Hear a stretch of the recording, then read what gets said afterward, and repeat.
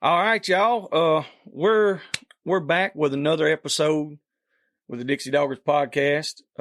We have somehow coerced the one and only Unkle Pat into doing a segment. This will be our first one, and it'll be, general knowledge. If you got questions and stuff, you can text them to him or email them to us or get on Facebook or any social media platform and contact any of us and put a question that you want us to want him to answer.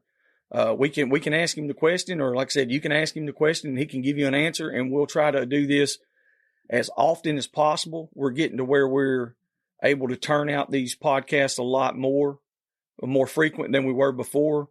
We're not doing the actual video part of it, so that cuts down the editing time.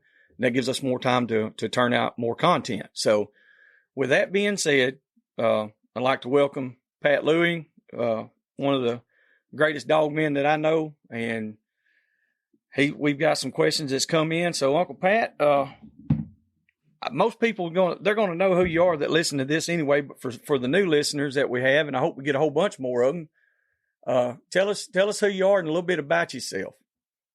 Oh, man, look, you made me blush with all that. I didn't know if it was a podcast or if somebody was trying to get a date. I hear you. I don't know. There's nothing really special. Hang out with Ed Barnes and Emmy Tusker's magazine, and I'm just old, and I don't know a whole lot, but I know a whole lot of people that knows a whole lot, so yeah. I call on them. That's how I'm going to be able to answer these questions. But, well, it was good seeing everybody at Uncle Earl's. It was a good show. Yes, it was. This year, it was fantabulous. Hey, did I tell you, I got a puppy for my wife at Earl's. Really? Is that the puppy I seen you with down there? You got one. Puppy. You got one for your wife? Yeah, it's the best trade I ever made. Oh, Lord have mercy, listen at him. I hear you. Well, I guess that'd be a pretty good trade, just depending on what you're working with. Let me tell you, it was raining this morning, so I didn't get to work no dogs or nothing. So I got my marriage license and went out to the clerk of court's office, and I asked her, could I just sign the back of it, in case somebody needs a project, or maybe I could take it off my taxes. But she said, marriage license, don't work like car titles. I was like, well, I was really boudeed about that. I thought this was going to be over as fast as it started. But yeah.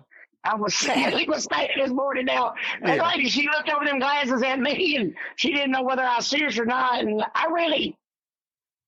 was just wishful thinking. Yeah. Lord, how it goes. Oh, yeah, yeah. That's about the size of it. Been running a lot of dogs. I hear you. Y'all run quite a bit of dogs at a time, don't you? Man, you was talking a little earlier. You said y'all dropped a box not just a few days ago on them. Yeah, Sunday morning we dropped 4 boxes. Shit. Yeah, man. 2 guys came that I hunt with right here, and they got 2 or 3 dogs apiece. I didn't bring them because I was going to church. But, we started 400 yards from the corner of my porch. So I probably had 2 or 3 pull off the yard for a little bit. But they ain't much. Mm-hmm. Yeah, I hear you. But one of them guys, and so one of them guys invited somebody. Then he invited his brother-in-law, and then their father-in-law came. And all these boys, they from here to Scrapping Valley, which is where Gene Reynolds used to live down there below Hemphill. So it ended up being a bunch, and it didn't start out with about 2 dogs on the ground, but you know how they run these days. And that's right. Every time they cross the road, they just cold pack, and then split off and cold pack. I got a good many hogs in this one spot. Mm-hmm. I think I seen 5 hogs cross the road with nothing running. They were just getting out of the way. Really? So yes. So there's an evolution of the hogs that. I've been preaching that for a while, and a lot of people think I'm crazy as hell because the hogs seem like they have evolved. They're a different hog than they were, 15 years ago. Yes, because anything that stopped in bait got killed. Yep. Yep. People say, boy, they got a bunch of Russians in these woods. I said, well, I ain't never met nobody named Kalishnikov kicking them out of a helicopter nowhere. That's right. there's two sets of Russian hogs in the United States. That fellow over yonder in South Carolina, Bucking Boar, whatever, I think he had some pure strain Eurasians. Yes. So much so that the Safari Club would, the rich folk deal where they would put them in the record books. Yeah. And place in Missouri, High Adventure Ranch. Monty Pitts, great guy, great place. He had a set that would, they were pure Eurasians like that. And I'm going to tell you right now, Russian hogs don't run from nothing. No, they run to you. They rally. Yes. They circle the wagons. A guy said, I'm going to put mine as like a 4 or something like a high fence. And the littlest hog in there probably weighed 550. And because they feed them them deer pellets, them deer pellets. And when you would shoot one of them, the guys want to go over and take his picture. I know. We'll come back in about 30 minutes. And we'll get all the pictures you want because they would circle the wagons and, like muskox and protect the dead. I said, well, I'm going to put my dogs in there. I said, if you love them, you better not. Yeah, if you love them, don't do it. If one ever squeals, every hog that can hear him is coming to see. Kind of like javelinas do. Yeah. And they clannish. But the reason the hogs run, it's just simple evolution. They ain't leaving nothing to breed but something that can outrun a cur dog. Yep. And I just thought of something else. Another fallacy people said, well, you bred those July walkers in there for speed. Not at all. I bred them for bottom. For bottom, yeah. That's right. Ain't nothing outrun a cur dog for 800 yards. I was thinking to say, when you said that, when I first started, delving into this stuff about with some of the July and stuff crossed in, that's what I was thinking too. I was like, well, did they put them in there for the speed? And I was like, man, the cur dogs that we have are fast. They're extremely fast. But like you said, for a half a mile to a mile, man, that son's gonna stroll. But after that, he fades out.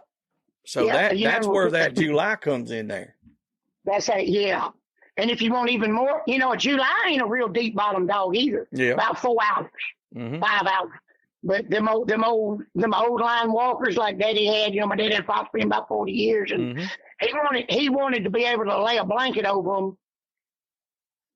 We wanted 10 of them in a spot, in a 10 by 10, all barking every breath.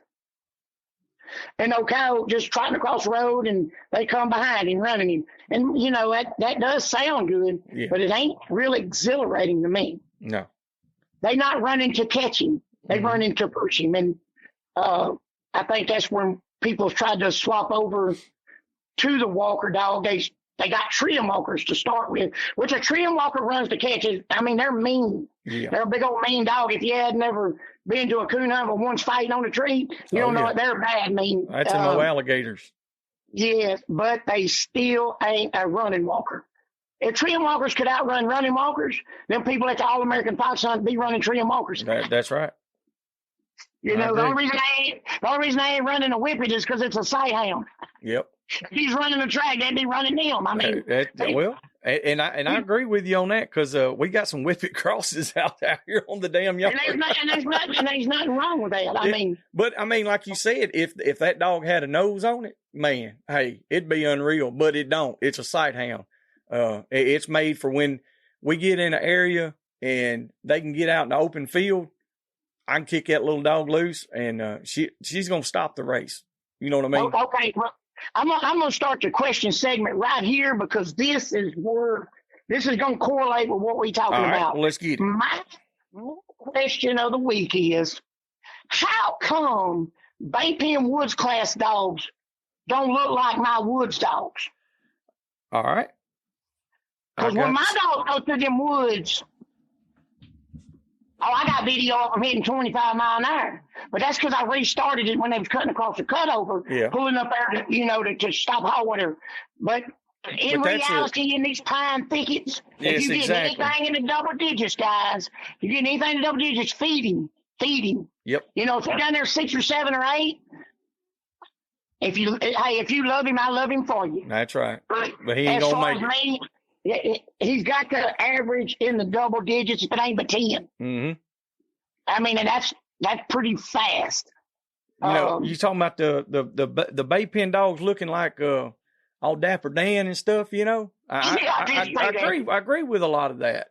We went to Oklahoma, and Rusty, that last bay that Rusty Mayshore had, Rusty Mashmore is what I call him. He's a good name. Yeah, man, he's one of the best. He tried to call right before we got started, and I had to call him back. But anyway, we did the woods dog class, and we basically, you know, normally you can buy your woods dog option at a bay pen and run your woods dogs, and they're all intertwined.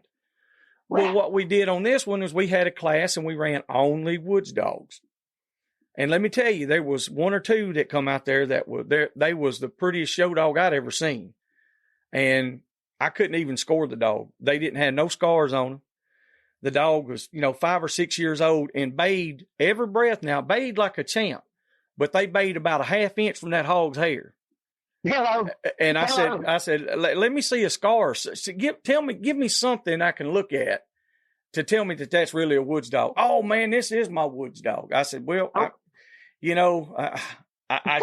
don't know what to say, but now this other old yellow dog that come in there that had scars all over it, beat up to hell and back. He bayed, he didn't put on quite a good a show, but he done what he was supposed to do. He controlled the hog. If the hog broke, he got ahead of the hog, stopped the hog, and made it take a bay. That's how, and I judged that, and it was a little different judging deal, but I seen that, some of the difference in the woods dog and the bay pen dogs. The bay pen dogs, yes, I agree with you. Most of them are all nice and pretty. I got 2 of them out here right now. Chaos. That son of a gun looks like a show dog, son. Well, he ain't been on no bad boar hogs in the woods, so I can't call him a woods dog. All you got to do, here's all you got to do. Anybody wants to argue with me, I'm going to put them on my 4-wheeler, and I'm going to let them yellow flyers and all that stuff get real high in the ditch, and I'm going to hold them out at 90 degrees, and let their face go through there. Yes. At 15 miles an hour, not 25, 15 miles an hour. Yeah. And let's see what they look like after 100 yards. It ain't really got nothing to do with getting cut. When you're looking in them creases in them front legs, they need to be raw. When you pull them ears back, they need to be, if they don't have scabs in them, they need to have the lines where the scab just come off. Yep. And right there, them tear ducts with them wires been going up that nose. That's really the scars I'm talking about. That's the telltale sign. Yeah, I mean, look, I don't really care, and I'm gonna go ahead and throw a shout out to the people that judged Uncle Earl this year. I really gave them a hard time a few days. I did. I ain't gonna lie. Yeah, I know you was on it a little bit there for a day or two. I did. I can't watch, but here's the thing. I saw a judge look at me, and I know this boy. I work with him. I know him. Look at me and said, I didn't even see what y'all saw, and I ain't took my eyes off of it. Okay, here's the thing, and I'm going to apologize to all 3 or 4 or however many I talk pretty bad to. I did. Mr. Curtis never quit pouring me coffee. Oh, that's a hand right there. That's a testament fella. Of a true man right there. Yep. And they watching every day. I woke up there, my eyes are fresh. They doing, their eyes is equally tired. So I'm not saying that they looking at some and looking harder at others. No, their eyes is, if they, some people's ADD, I'm A through Z. Yeah. So after the first minute of the first band, my eyes is already tired. Yeah. So I commend them. I do too. I don't know if I couldn't do it, man. We'll be back after a quick break. We would like to interrupt this episode to take a moment to thank our sponsors and friends, the Dixie Doggers Podcast, Southern Cross Cut Gear, Boars N Broads, Hardcore Hog Dogs and Cut Gear, Showtime Premium Pet Food, Animal Housing Solutions, Tuskers Magazine, American Doghorn Association, 4L Kennels, hogbang.com, The Boar's Nest, Crockett Taxidermy, Mud Creek Hog Baying. A big shout out to all those people and companies who help make us who we are. Thank y'all. I just don't know what to say. I don't know any other way to do it. There's a lot of philosophy out there on woods classes, and I ain't saying nobody cheated. Mm-hmm. But the woods class was designed originally for the guys that didn't vape in. Yep. But you got people that vape in and they hog hunt. Yeah. But I don't. But hey, look, I catch a piglet. It's on Facebook. I'm showing this to somebody. There you go. Hey, look, you know, if I'm treeing a possum and I'm showing it, I'm damn sure kind of a pig. Come on, man. That's exactly right. Hell yeah. Got some swine. You know what I mean? You'll put that son bitch up there and be taking a picture, shining, boy. Yeah. And look, when in them, I don't know. I ain't bad about nobody. I love everybody, and we need y'all to bathe these dogs. Yes. Yes, we do. Because at the end of the day, them numbers are used for legislation if they're needed to preserve our rights. Exactly. So we need to stick together. Regardless, exactly. We can agree to disagree on shit, but we gotta. That's right. You know, like you said, that sportsman class y'all done is designed to do for people to get people into the bay pinning world. That's right. It's to get them in there. That Braxton Sultan, boy from Arkansas. The Unkle Pat Cooler 2000 Buckout champion of Downfield. Yes, sir. Let me tell you, he got a good kid. He is as good as it gets, man. And that sportsman class, he did really good in it. He just barely missed placing in the top 10, I think, and a lot of it was his fault, and but his dog was phenomenal. And there were so many other people that you could see like that. But then again, like you said, there's always one or two that try to slide something in, seems like.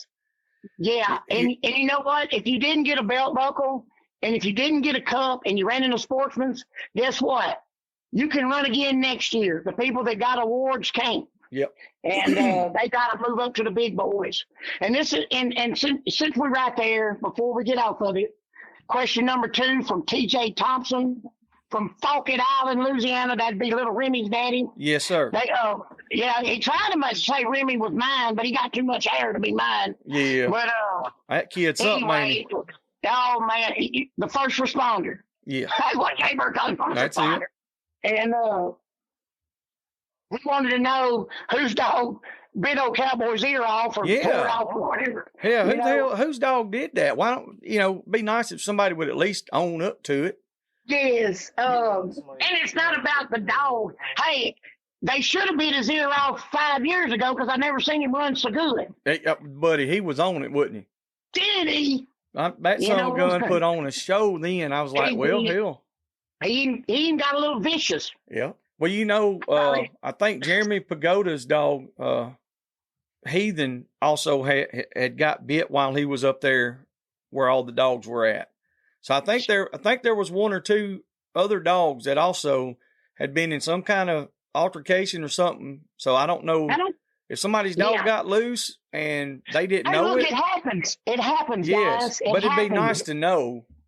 And proper etiquette. And we're not blaming nobody. I'm not gonna call. I don't even know everybody wouldn't blame nobody if they did. I wish you to be at Randy. I wish you to be at Randy. Cause I got dog bit. Yeah, you did, didn't you? You had one of them. Did I? Yeah. Matt Latham 777 is now known as Death Row Kennels. Death Row Kennels. Yes, indeed. He's got them big old monster dogs, boy. Hey, that thing, boy. Hey, look at his. Them dogs they always scared the hell out of placing. Yeah. They always gonna be there, and they're consistent, and that's what I like about the Jagger dog, Jagger, whatever you call him. Yeah. He you can bet the farm on him. He looks like he is baying good and tight, but he is a boxer. He is measuring for that one knockout bite. I don't think I've ever seen him go the distance. He always ends with a KO. Yeah. But saying that to say this, if you knew Ellie, I think Ellie was his mama. I took her to Rusty Mashmore's first band, and she was 13 years old, died 10 days after I brought her back home to Jake's, and she caught out. I was. You were there. You were there. She gummed out. Yeah. She gummed that some bitch out. That's right. Because we were talking about how old she was. I was like, ain't no way. Yeah, and you told me, I think she was 13 damn years old. And I was like, look, buddy, I'd have been scared to have seen that dog when she was about 6. I think you have to get Jake to tell a story on her, but she was a woods dog first for maybe a few years. Yeah. I don't know. She might have been Bape in too. I just know was a producer, and they come in, they bred her, and she didn't take. Come in and bred her, and she didn't take. So Jake just said, let her go have some fun. Yeah. And the hog ain't what old age killed her, because she wasn't limping a bit when I broke her off. Oh no, she wasn't limping at all. She was she was in rare form, buddy. She was ready to go again. So I'm saying this, guys, because I need to hear it myself, because I'm the world's worst about jumping on the judge, and I shouldn't. You know, it's just proper etiquette. Yep. At the bakery. And I'm going to say this, I was probably the worst one out of girls this year about that. And I had to walk away. Yeah. You know, I went to every one girls there was, and I was laid up there on the ground in the cool, waiting on that lady to open that red building up to get a cup of coffee in the morning, because I had been listening. You know, I mean, I ain't always been an upstanding pillar of society. There you go. And I love the girls. And Ed said, you know, we're going to have to buddy up with Jake. I said, well, Jake's already my friend, so this is going to be really easy. Yeah. Because he likes dogs and I like dogs. So trying to bring unity to everything. Yep. Between the woods and that, me and Jake's gotten really close, and Ed's still Ed. He's one of the best guys you'll ever meet. Yep. But you'll never really know it because he ain't going to tell you a whole lot. That's right. That's right. But if he does listen, it's usually good. Yeah, if he's got something to say, I'm definitely gonna listen. There ain't you talking about the proper etiquette thing though, with the about Cowboy's ear. Hell, we got ready to leave. It was the next morning. We get down there by our camp, and somebody had backed into Nathan's car, tore the trunk, the rear quarter panel up. I'm talking about it wasn't just a little dent either. It's bad, and nobody came up and said, hey, man, I'm sorry, we backed into the car or none of that. Like, nothing. Not a word. And so, yeah, there could be a little better etiquette going on down there. Yeah. I don't want to start no vicious rumors. Oh, yeah.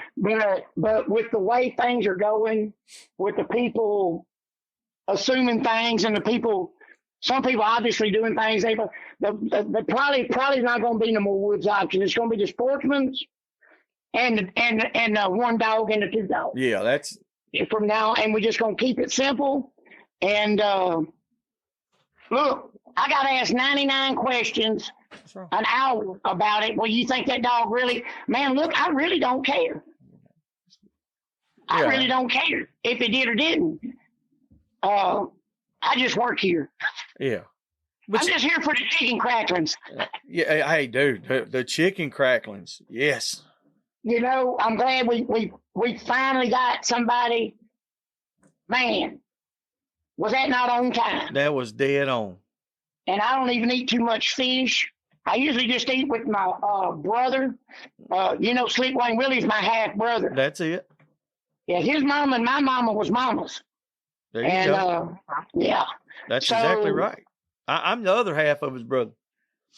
I seen Slick Wayne. I seen a judge call Slick Wayne Willie out for going to run a woods dog, and he thought it was really a woods dog, but he really didn't know. Somebody probably just gave it to him, and he was going to run it.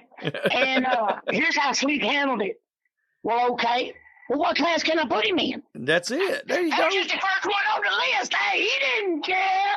No. He didn't care. That's all. He's just there to have a good time and to He didn't support get it. mad. He didn't. Hey, if you want to learn how to conduct yourself, Yep, watch Slick Wayne Willie. that's right. He's a good guy, man, and he's dedicated to the cause. Yes, sir. He stayed over at the camp with us. Man, I mean, he of course we always get along. We've always got along, but like you said, this time, I don't know, man. This event to me, it was so much better as far as like camaraderie with the people that I'm used to, even the people that I know good.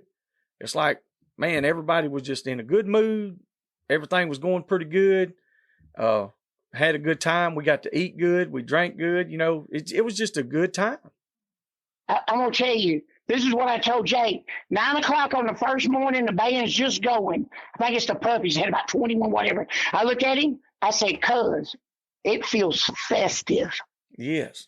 The weather The was tempo great. was festive. I haven't felt this in 3 or 4 years over here. Mhm. It's festive.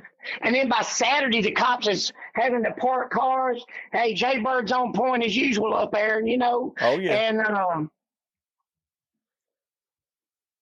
I feel like no matter what happened in the earlier rounds, I don't know. You hear this, hear that. I don't know. I feel like the best dog won. The one and the 2-dog too. Yeah. From what I saw, but Hand Grenade, I always have a special place in my heart because me and Chris Anson and Josh Rainwater has won so much money off him in Calcutta. Yeah. Before GW, and I won't bid against GW. Me and him friends. I don't bid against dog. Mr. Flim, he didn't do it. So about that first time, I didn't really know Hand Grenade, but Chris Anson, top-notch dog man. And it's Calcutta King, That's it. Yeah. and $80. And 4-minute bay, and 3 minutes of it, his feet wasn't on the ground, and he never quit baying. He caught the hog, and Mr. Flim, I think, said, "You better turn him loose or I'm going to kill you." He spit that hog out, and it dang near landed so far away from him that he almost got a dock for being too far back. Hell yeah. I think when GW first got him, it was a little bit of, a new handler, throwing pains. Yeah. But from what I see, Yes, it's working I'm now. not a smart man. But it looks like GW is racking up some points. Yeah, he's getting it figured out. That's for sure. I don't know what he won before this. I don't know. He won something at Downsville, didn't he? I mean, I don't know. He's won a few things, but But he's been consistent with it. And yeah. The dog's always there. Code Red's coming in there with them young dogs. Oh yeah. Which I've been, that's a given. Horse, Goose, and Cowboy, and you gotta look. I mean, look. I know I give Randy hell about old Goose, but that is the lovingest dog, y'all. All right, I got listen. While we're on that, and you already you just answered it. I had this thing over here. It said in my notes right here. It said Randy Durrell's secret question is to ask you, how good is Goose? About 80% of what Crow was. Oh, that's what. 80% of what Crow was. Oh, but yeah, and here's why. If you was to start hog baying today for the first time, and you watched 100 bays in the woods to figure out how you gonna judge them, Crow would beat him every time. Really? Crow would rate that hog, and he would make that judge count the 5 count in between barks every time. Okay, I'm gonna give you. And this is gonna spill into our yellow dog question. All right.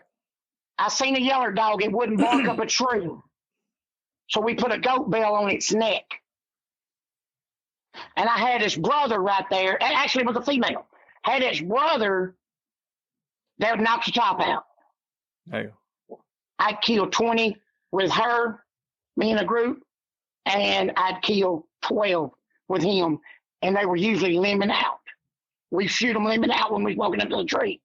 Oh. But she'd be standing in that wood looking at that squirrel, and a lot of times you had to spook the squirrel to shoot it because it wouldn't be 5 feet, 6 feet over her head. Just looking down at her, flattened out on that limb, and she's just looking up at it.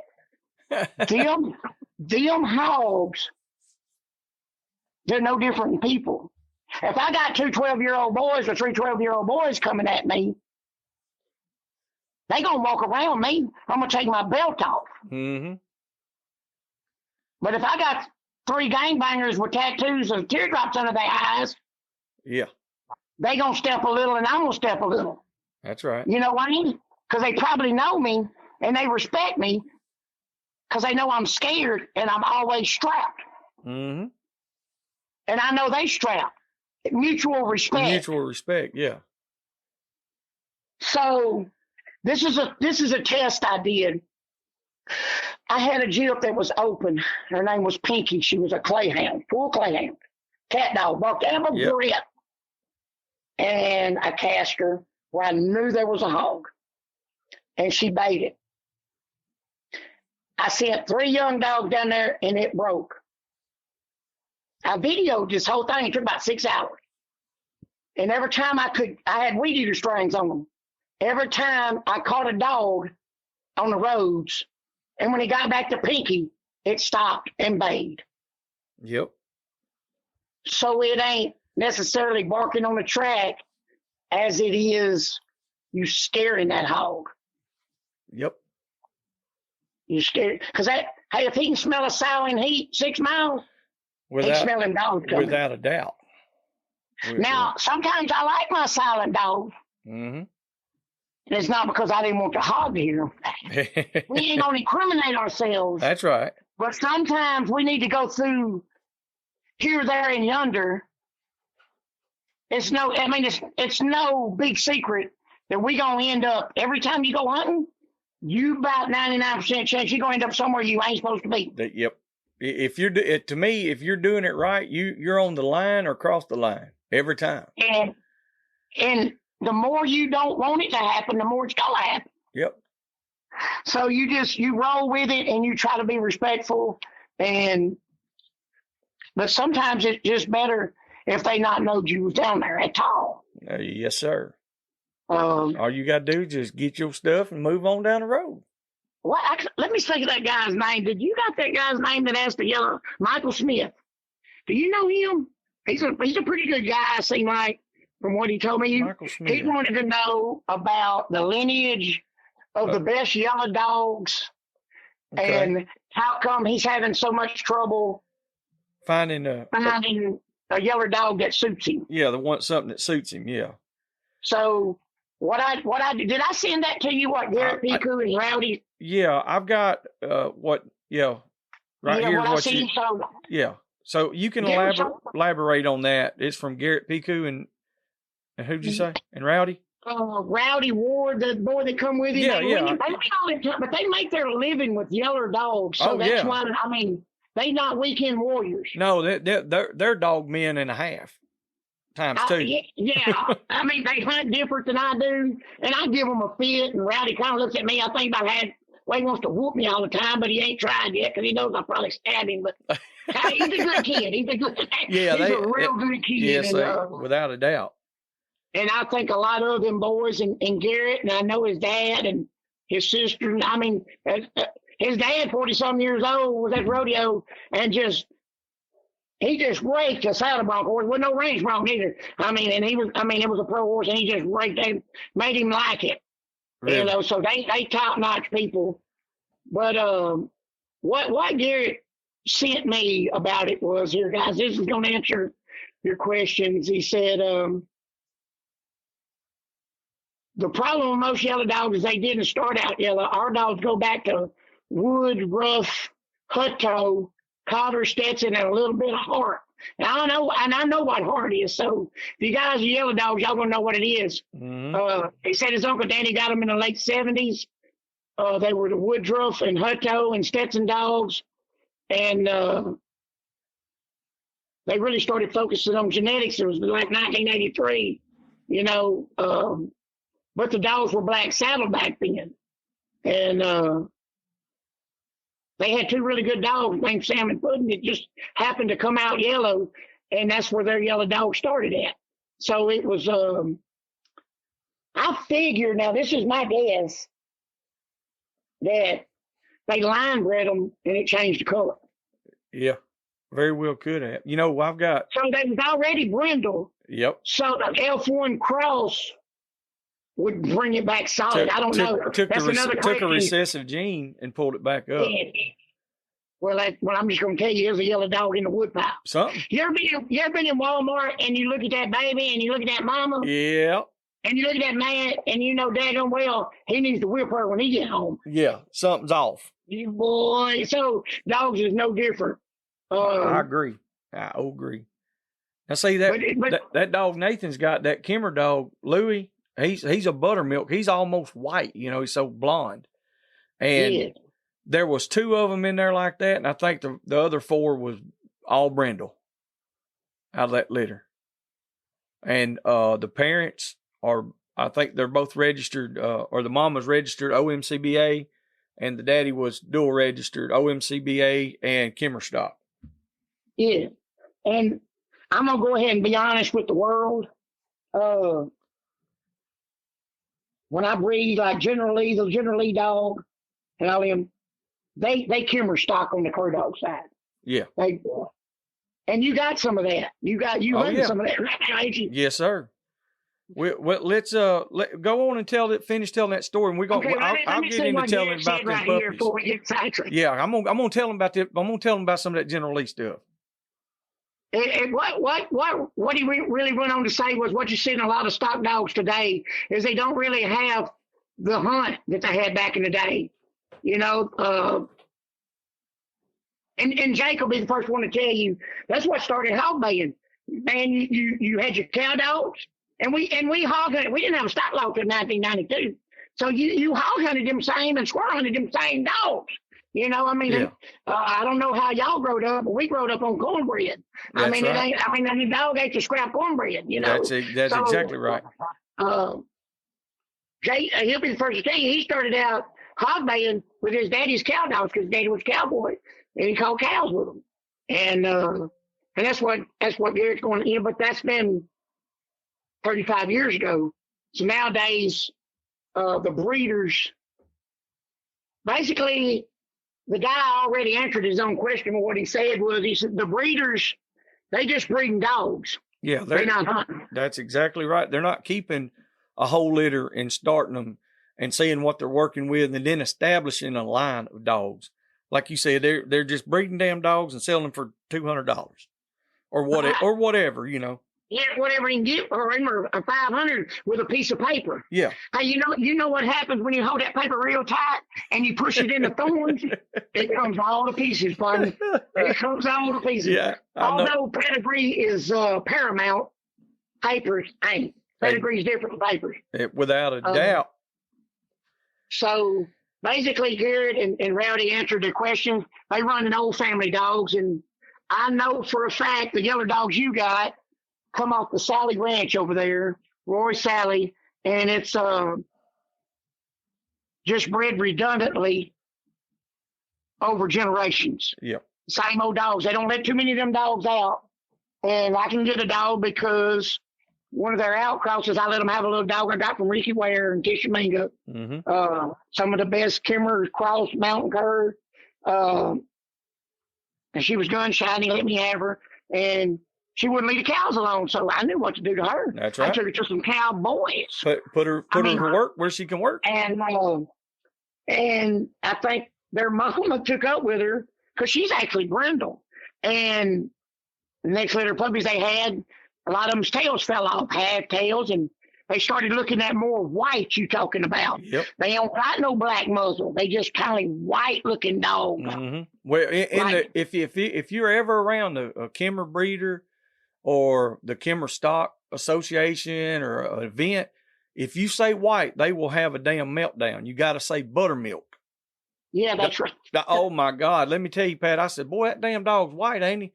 And they looked, they said, no, buttermilk. I said, I ain't got no buttermilk. They said, no, it's buttermilk. I was like, that son of a bitch is white. You can't tell me that. And, buddy, they were just not having that. So I knew Mr. Norman Kimmer from the Bulldog world and Mr. Robert Kimmer. Yep. Mr. Norman lived down there in Mississippi, but he was originally from up there. I think it's Grandview, Tennessee, or Mountain View. Somewhere. And Mr. Robert, I think they were first cousin. You know, Mr. Norman Kimmer died in the woods hog hunting. Yeah. And Mitch, his son, is still keeping his legacy going. He moved back up there, and just great dog men. And yeah, Mr. Robert's a good guy. He come last year. He came down to our KSBA hunt that we had here in Alabama, and good man there. I'm more toward the South Fork Bear Kimmer because I'm old. I don't know the new stuff. I guess I need to. If I'm gonna be on these podcasts, I need to get out and about a little more than I normally would. But I had a Kimmer that looked like a Lassie. I got him from Greg Noah in Raglan, Alabama. Raglan, Alabama. You know Greg Noah? I know of Mr. Greg. That son has a lot of dogs. He had that hill behind his house. There's a mountain, what it was, and the whole mountain was dogs. Oh yeah, they said he's got 100 damn head. Best two dogs there. Oh well, I ain't gonna say the best two. Greg won Plat Dog of the Year with Mossy Oaks Hammer and Jack. I think he was a wings dog, but he had a Kimmer, a South Fork Bear Kimmer that was a Grand Squirrel champion. This is a long time ago. I learned that the Jill will pick better than you can pick. Just let her pick. Yep. She got out of her hot box because he didn't want to breed her because he was competition hunting. She went through 100 head to get to the Plat Dog. Now, she wasn't in Tennessee when he won it, so she didn't know. She didn't see the trophy. You see what I'm saying? But she bypassed 100 dogs he was selling to pay the rent and electric bill to get to that champion over there, and she stuck to him. And he said, "Lord," he said, "I can't register the puppies." I said, "Well, I'm offshore. I don't know when I'll come in. I'm going to pay you every week to feed them till I get there." And that was Obenian crop. They was half Kimmer and half Plot. Yeah. And Josh Sanders was supposed to have the best stud dog in the world at Old George, and he was dynamite. And so we had a stud dog showdown, and he had just bought him. This one said, he just bought this bulldog, right? $200. We cast it. They were tip for tat. Fell bag, the same. We had each other's dogs in our tracker, and he's a real good friend of mine. It wasn't no money on it. It was just a friendly push deal. And we got up there to that, and it was in a big old creek. One was on one side of him, one was on about 150, 60-pound boy. He turned that bulldog loose, and it straightway went and got back on that four-wheeler. and Kevin Bynog, if you know Newcomb Bynog, he's at Uncle Earl's every year. Yeah. Like if you walk straight out of that gate, he's in that trailer over yonder. Mr. Newcomb got the little gray mustache. Oh yeah, yeah. Hey, you talk about a hog hunter. The game warden said it. Yeah, the game warden said he could go in the national forest over there and catch 4 hogs and leave the shadow rooting for 30 minutes. I don't think they ever caught him in his day. I don't think he does that, but that would be Kevin's daddy. And Kevin got down there in the creek and got to talking to them 2 stud dogs, and they caught that hog. And we never had it. And I ended up with George at my house, and that's the dog I used 17 years ago or whatever, 15 years ago, to start crossing over a July Walker. Okay, I got you. Was the George dog, not my dog, because he was half Plot. Yeah.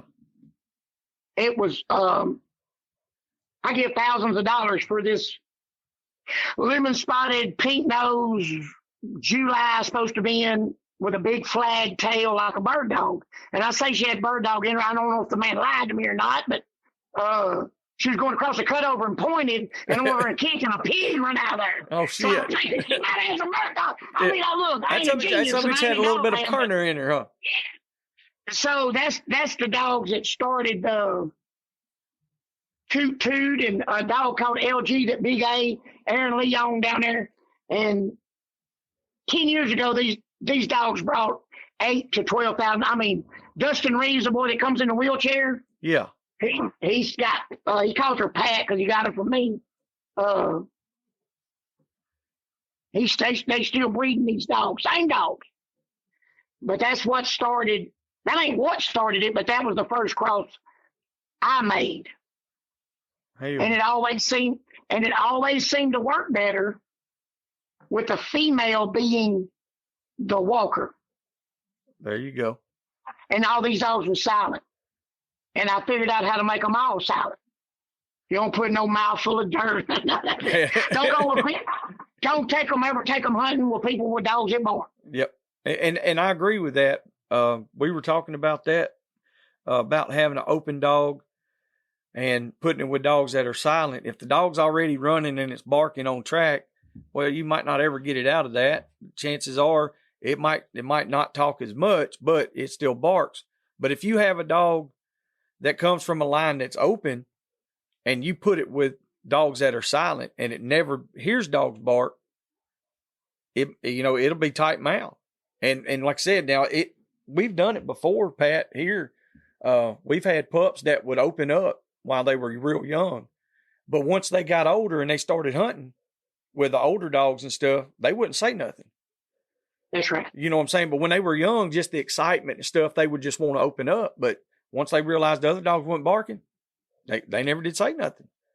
So, like you said, if you don't put them with barking dogs, then you got a good chance of them not. They don't never know too bark. Yeah. That's something good that, that's some good information there for a lot of younger guys who are getting into it. Cause that's another question that we had on here was about, catching more hogs. Yeah. Yeah. Mr. Lulu Finley, yeah. Jared, when I used to work the pen at Earl's, I wouldn't work it unless Jared was in there because I had zero worries. That's something good. That's people, man. Yeah, that's my buddy right there. I think the world of Jared. I don't think me and him's ever made it. We run our dogs together in the pen. Now, Lulu won't run with us because our dogs are crappy. She got good dogs, but yeah. Me and Jared, they trash nasty. I don't think we've ever made it to the 30-second mark. We was all out because they were squealing. That's right. But that's going to answer Jared's question right there. His question was, what's better, a slow, silent dog or a fast barking dog? Shit. Of course, a fast barking dog. I will take a fast open dog over a slow silent dog any day because it's going to finish the race. He's going to push. He's going to get up there, if he especially runs the catch. You got something to put some heat on it. So, I mean, what's your outlook on it? Well, look, even my stud dogs, they registered walkers. Because that's what I got. That's the only way I could get it done to get the blood I wanted was males. These guys that run these field trials, they ain't going to give you no good chips. And they didn't give me nothing to start with. There's thousands of dollars in it. But anyway, everything better not cold trail. Mm-hmm.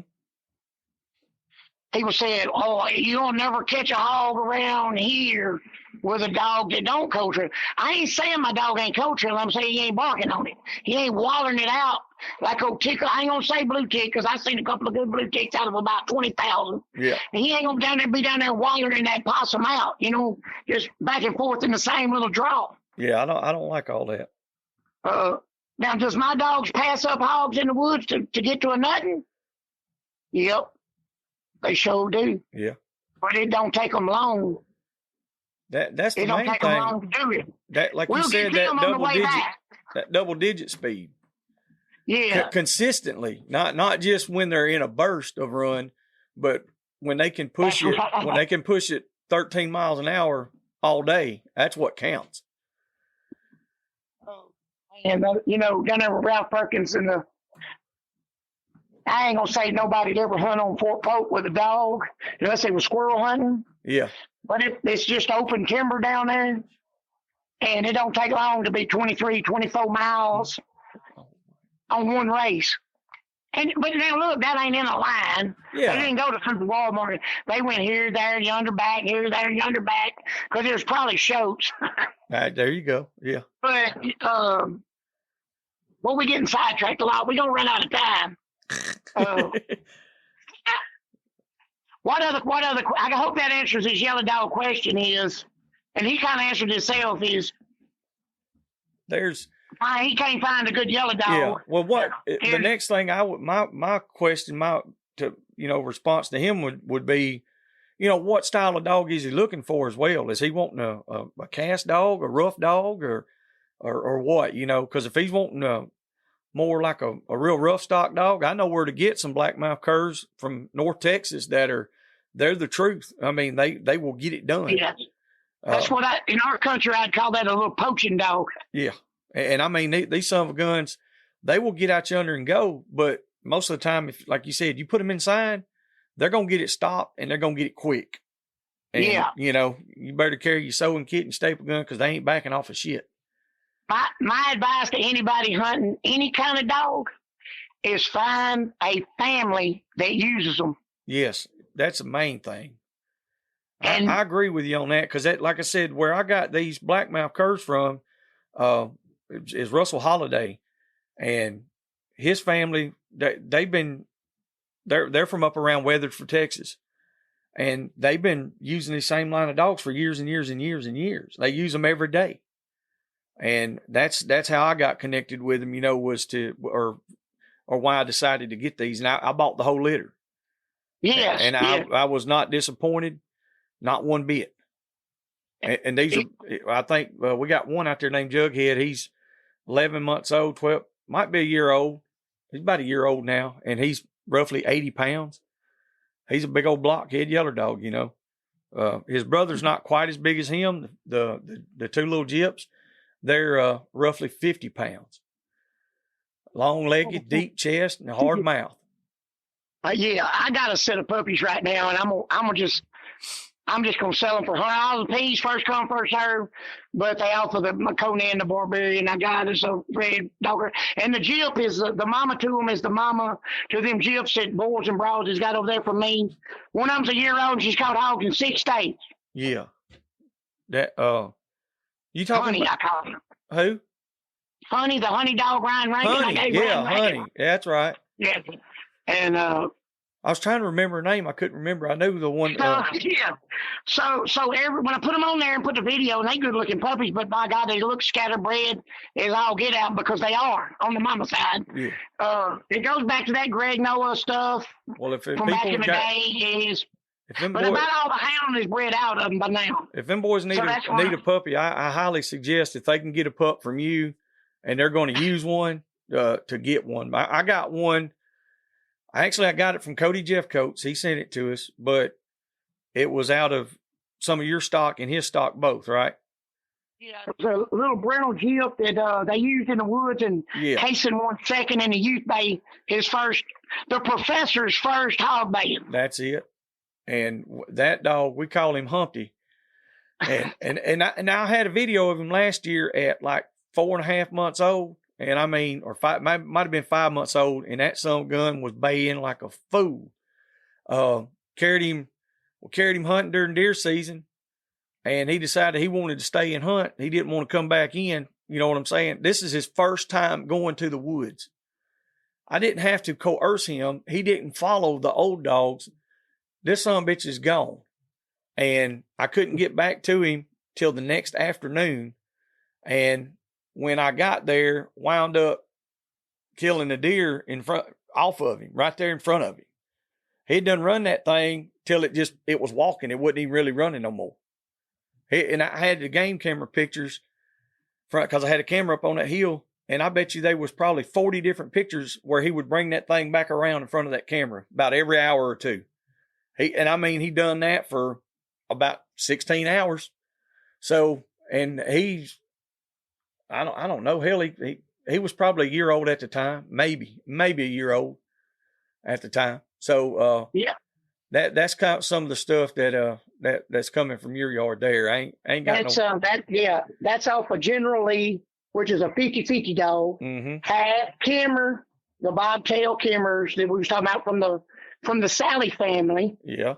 You remember I bought that? And see, that's where I was going with this. When you go up to these people, that's just where etiquette comes in. You befriend these people because you want something from them, and they know it. Yes. What'd you do? Did you ask them? Because here's what people ask me about my Conan puppies. Well, are they out of good dogs? You know what I respond? You know me, hell no. Why in the hell would I want to breed good dogs? Yeah, that don't make no damn sense. I like buying $40 sag dog feed to feed somebody who won't leave my feet. Yeah. Come on. I get plumb offended. So what'd you do? You didn't ask them no questions. They said, you want puppy? You bought the whole litter. Yep. And for a fact, when I went and got the other yellow ones you got, Oh, yeah. what did I do? You got the whole litter. Andrew, about 11 or 13, however many they had. It was a damn box full of them. And I got the mate to it. That's the one that I put on Facebook the other day with 9 holes in him. Yep. And they ain't a year old yet. No, or they might be. And that one out there, old Mo, that son of a bitch, he'll bay and bay and bay. And when he gets tired, he'll just hang it. And like, this is all by itself. They ain't had no other dogs to influence him or to teach him or to show him. Well, we don't typically use an older dog to start a puppy. I don't feel that you should have to do that. Why you gonna train them to collar? I don't need a Me Too dog. I need a dog that'll do it. That's right. And that's just the difference, and I don't know, I guess the older I get, when I was younger, man, it was so easy to take 3 or 4 puppies and throw them out there with a whole pack of dogs and just let them go ape shit. But then like, you get a bunch of dogs that are just following and help dogs. I don't need no damn help dogs. I need to grab any dog on my yard and be able to go do what I need to do. Getting back to etiquette, one time, man, everybody thought I owned Crow. If you didn't know, if you wasn't in our little circle, you thought that I owned Crow and Randy owned Goose. And anyway, I think we won Earl's 2 dog that year. We didn't do nothing. Them was both Randy the rail dog. But I was running Crow, and we come out there after winning, because we won it, and then the next year we won second, and Crow spun out because he got hit in the nose, started bleeding, and never quit bleeding, and he died 10 days later. He had cancer in his nose. Crow spun out 4 times without stopping. He ain't spun out 4 times in his life. So we knew something in the blood. But anyway, he had cancer in the nose, and we buried him, and we lost a good one that day. But when I come out of there, this boy from Mississippi run up to me. He said, "Mister, no offense, but you got the best help dog in the world." He thought I was playing when I reached for that case. No, I was from the cut. Hey, man, I got mad. I bet. I'm feeling like Randy's leading the help. You see what I'm saying? Exactly. No matter what's going on, but hey, you guys are real bad. You get him on this podcast, you ask him about me reaching for my knife at Earl's. I mean, but the guy thought I was playing, but I wasn't. Yeah. I wasn't. I thought he just had to walk off to keep from getting in trouble, but what happened to the rest of them yellow puppies you got from me that night? Listen, I was supposed shit. When the way it all worked out, everybody was gonna get one apiece, and I don't know, some guy named Pat Lewin apparently stuck a couple of more of them in my box or told the boys to. I don't know, but I came home with a damn pack of them. I think we had 3 of them. Yeah, we had 3 of them all together. And, well, I know what it was. I think one of the Andrews boys was going to get another one, and they didn't have no room. And I told him, I said, well, we'll keep it or whatever. Might have been Rodney. I think it was Rodney. That's what it was. Anyway, Rodney just wanted the chip puppy. It was only one female, yeah, about 10 or 11 males. That's it. And we had these other ones. And let me tell you, they would sit out there and bathe their water bowl all day long. I'm talking about they would just sit there and they'd be circled around that sumbitch, and they were so damn wild. I mean, you talking about rough? They had to fight before they would eat. And listen, if we put them all in the same kennel, if you fed them, they would eat a little bit and they'd fight. Then they take turns eating and they fight. Well, so we started separating them. And when you fed them, guess what? They wouldn't eat. Literally would not touch their food. So we had to put them back in there together and let them fight. And then they'd all have a party and bathe the hell out of it after it was over. I ain't never seen nothing like it in my life. I started a good jip for GW off of that Tango and Ellie. Yeah. I think that's what she was off of. She didn't know she was a cur dog. I got her really young and just cast her with the walkers. She never not casted, but I had 2 more jips there. I mean, I think I started 53 that month. Good. Nice. I mean, I was living over in my daddy's house, single, and I had them kids coming by. When I say kids, I'm talking about 20-year-old boy. I'm old, yeah. So 20, 22, 23 years. So they'd have a puppy or 2, and they'd want. I said, well, let's go. I got them. I got hogs. Me and Gene Reynolds The hogs, we wasn't catching none of them. We was just running them every day. And I'd go back over and eat them and feed them. It was bigger than shows, 80 or 90 pounds, but they was all about that with a couple of 200-pound boars hanging around and a big bar hog. And we would just bay them up and we'd leave. Well, hell, it was August. Oh, Lord. 4 o'clock in the evening, it was about 104. And GW come pick this jip up, and I said, well, let me show you. I knew about where them hogs was at. I started easing up that road, and, hey, them 3 jips went out there 100-some degrees and fell bait about 80 yards. It broke, come across that road, and we bulldogged them and got them caught. And I said, I tell you what, you can just have them all. One of them was a full Catahoula off of Mr. Lloyd Carpenter's dog. You know what I'm talking about, Mr. Lloyd Carpenter, the black guy? Yeah. I ain't talking about it because he's black, just so you know what I was talking about. Yeah, I know. He always had really good man, good dog man. It was a registered Catahoula for something him and Chris Hansen did. And the other one was a mate to this Pebbles Gyp, the mama of these puppies. And GW, boy, he's lit the woods on fire with these 3 bitches. But and I told him, I said, you cannot. My dogs is funny. They ain't for everybody. I think one of them killed the other 2. But he had them about 18 months before it happened, but it's bound to happen. And she killed the other 2 and ate half of one. I don't know what I do. They a tad bit fair. They are. And those 3 I was talking about, out of those, there's only one of them still alive. And it's making a damn good hand. But it is insane. So, yeah, but you didn't have to kill the other 2 for not starting. Oh, hell no. No. No, they listen, we ain't had no issues at all with these little yellow dogs at all. I mean, they've come on pretty good. I knew the way y'all hunted a little bit different than the way I hunt. Geographical location is paramount when you're trying to, don't come here wanting some of these straight Julys or July walkers if you hunting a little bit. This is Piney Wood National Forest dogs. Yep. Big blocks. When I say big blocks, I ain't talking about 1,200 acres. I'm talking about 12,000, and guess what? You're still going to get off that. Yeah, exactly. And that's coming to my last thing, and something I had to teach Ed Boars, which you ain't going to teach Ed a whole lot. He just pays attention and grins. Yeah. When you run these kind of dogs, you got to be a little closer to Jesus. Mm-hmm. Your etiquette has to be on par. Because guess where you fixing to be? On somebody else's. Everywhere man. Yep. Look, I ain't going to get too much into it, but Sunday we caught 7 hogs. Nobody around us caught anything. And I didn't run a dog. But every dog that was on the ground either came from me or came off of the stuff they got from me and bred it themselves. Not saying my stuff's any better than anybody else's, but you just ain't gonna put it. Got about 90 degrees after 80 something. Them cur dogs ain't gonna stay with them walker dogs. They just when it gets hot. If you got one that will, call me. I got a pocket full of money. I want to see it, and I want to own that unit. Or I want to just breed it one time. Yeah. We had a little altercation where a man's dog put with them. They went about 5 miles as the crow flies and bayed up, and then the dogs that was bayed up, they a little tad bit rough on the break. I mean, they don't usually when you bay one with them, you got him. Yeah. And the bay broke. Mm-hmm. I didn't go around on the blacktop because me and Mr. Green James, it wasn't my dogs. That's right. I don't know if they asked me to, but I just stayed right there. And the race come back in there. I watched them on the Garmin, and it done got 3 o'clock.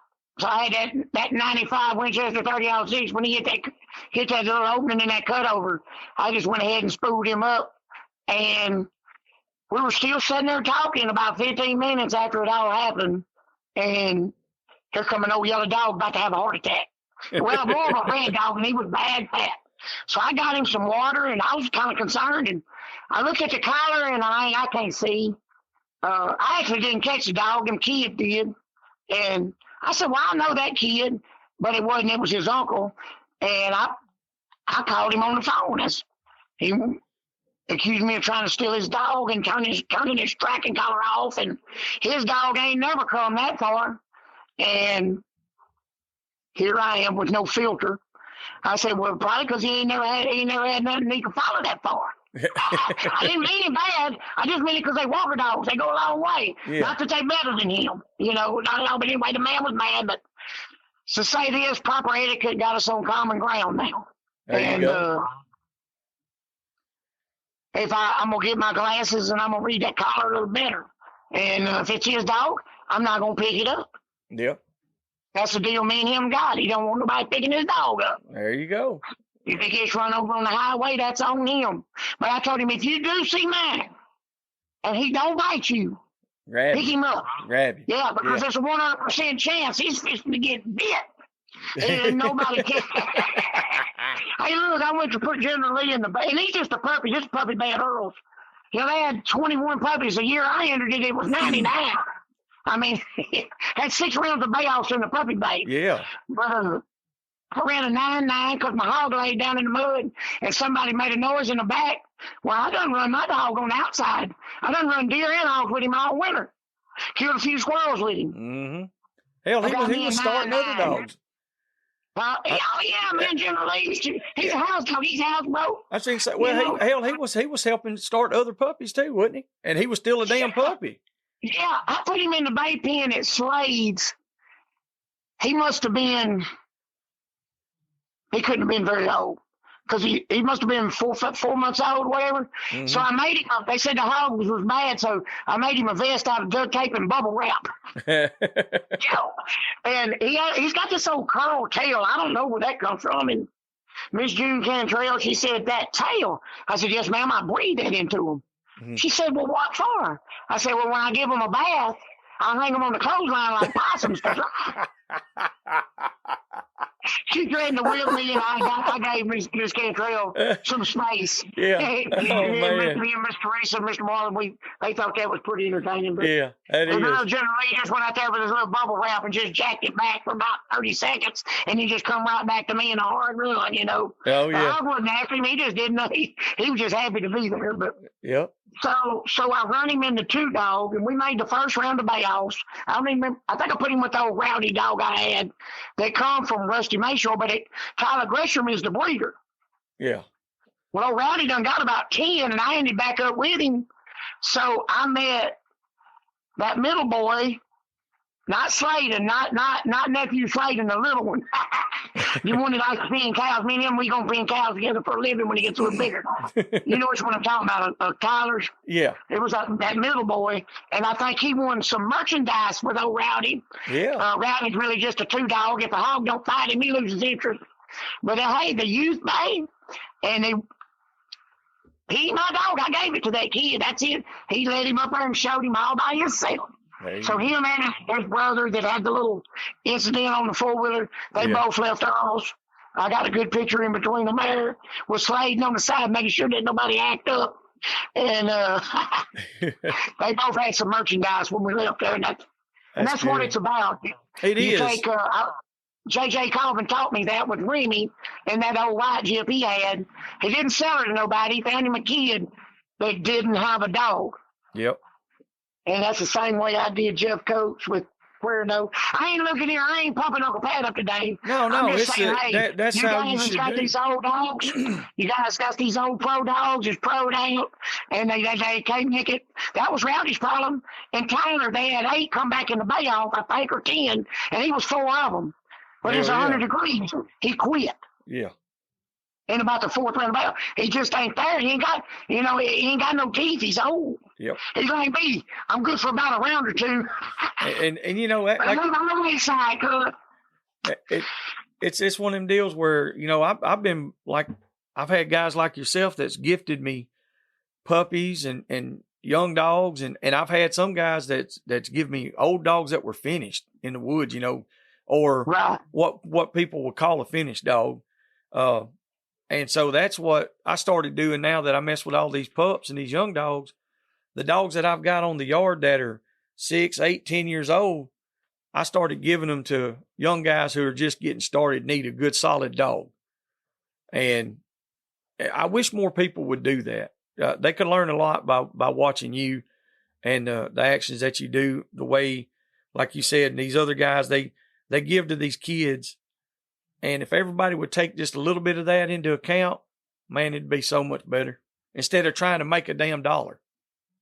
If I don't pass any little gems off to nobody, here's the truth. I growed up with dogs, but them old men ain't telling you, they ain't telling you nothing, partner. Yep. You just go over there and you be quiet and you watch what they do. The Bible says to get what they got, you got to have done what they've done. If you want more than what they got, you got to do more than they've done. But at least to get to where they're at, the guys that's beating y'all and not running y'all, don't come at me and ask me, is them dogs any good? Yeah. I can promise you, I don't like to get outrun. I had to hunt with Jake. And Zach Alford said it best. You give him one bullet, he'll shoot you 10 times with it. Yeah. You can't go down there barefooted. Mm-hmm. So, yes, they're good. Yeah. They're good. So, getting back to the General Lee story, he bit James Andrews going into the pen. He bit Michael Bell in the pen. I told him not to run in there. I can call my dog off. And he probably would have won a trophy or two. But the more he's older, he got, the meaner he got. So I was just afraid he's going to bite somebody. But I made the bay off for Rowdy. The first round. I can't get past 4 minutes with nothing. Let me put this easy. I can't get past 4 minutes doing nothing either. But we don't keep it simple. That's it. But I left there, and 3 weeks later, I was with Shannon Raska and Buster Dempsey and beat out Texas in the fox pen. And that's where Streaking Guinea, Smoking Guinea, D, and all them. These are dog men. Yeah. These are my daddy's friends. These are. Okay. I didn't outrun them, but they didn't outrun me neither. Yeah. Okay. So we just started messing around, going to some of the fox pens and stuff the past couple years, and it's a different deal. There's no doubt. Yes. That's a whole different animal than other competitions. That animal will perform outside as well as inside. It don't matter. And yes. I learned a lot, just like you said, just kind of sitting back and watching. And so when I started breeding the walkers into them, Daddy had 40, 50, 60 hounds at all times. So I had an unlimited supply, but I didn't use his because he liked them all night dogs. Yeah. So the first couple of times I tried it, I did pretty good, but I was using 1 day field trialers. Okay. I'm not talking bad about nobody. I ain't saying nobody does nothing. I'll just say this. You can put a chemical in a needle and make something do something for 3 or 4 hours. That's exactly right. I say, yep. That's one of them things I learned while I was down there too. Yeah. So them some bitches was everywhere, boy. Woo. Hey, look, man, one for them and 2 for me back in the day. I'm telling you, that shit. We was up all night. I was like, what time they starting? Hell, they wasn't gonna start till 2 o'clock in the morning.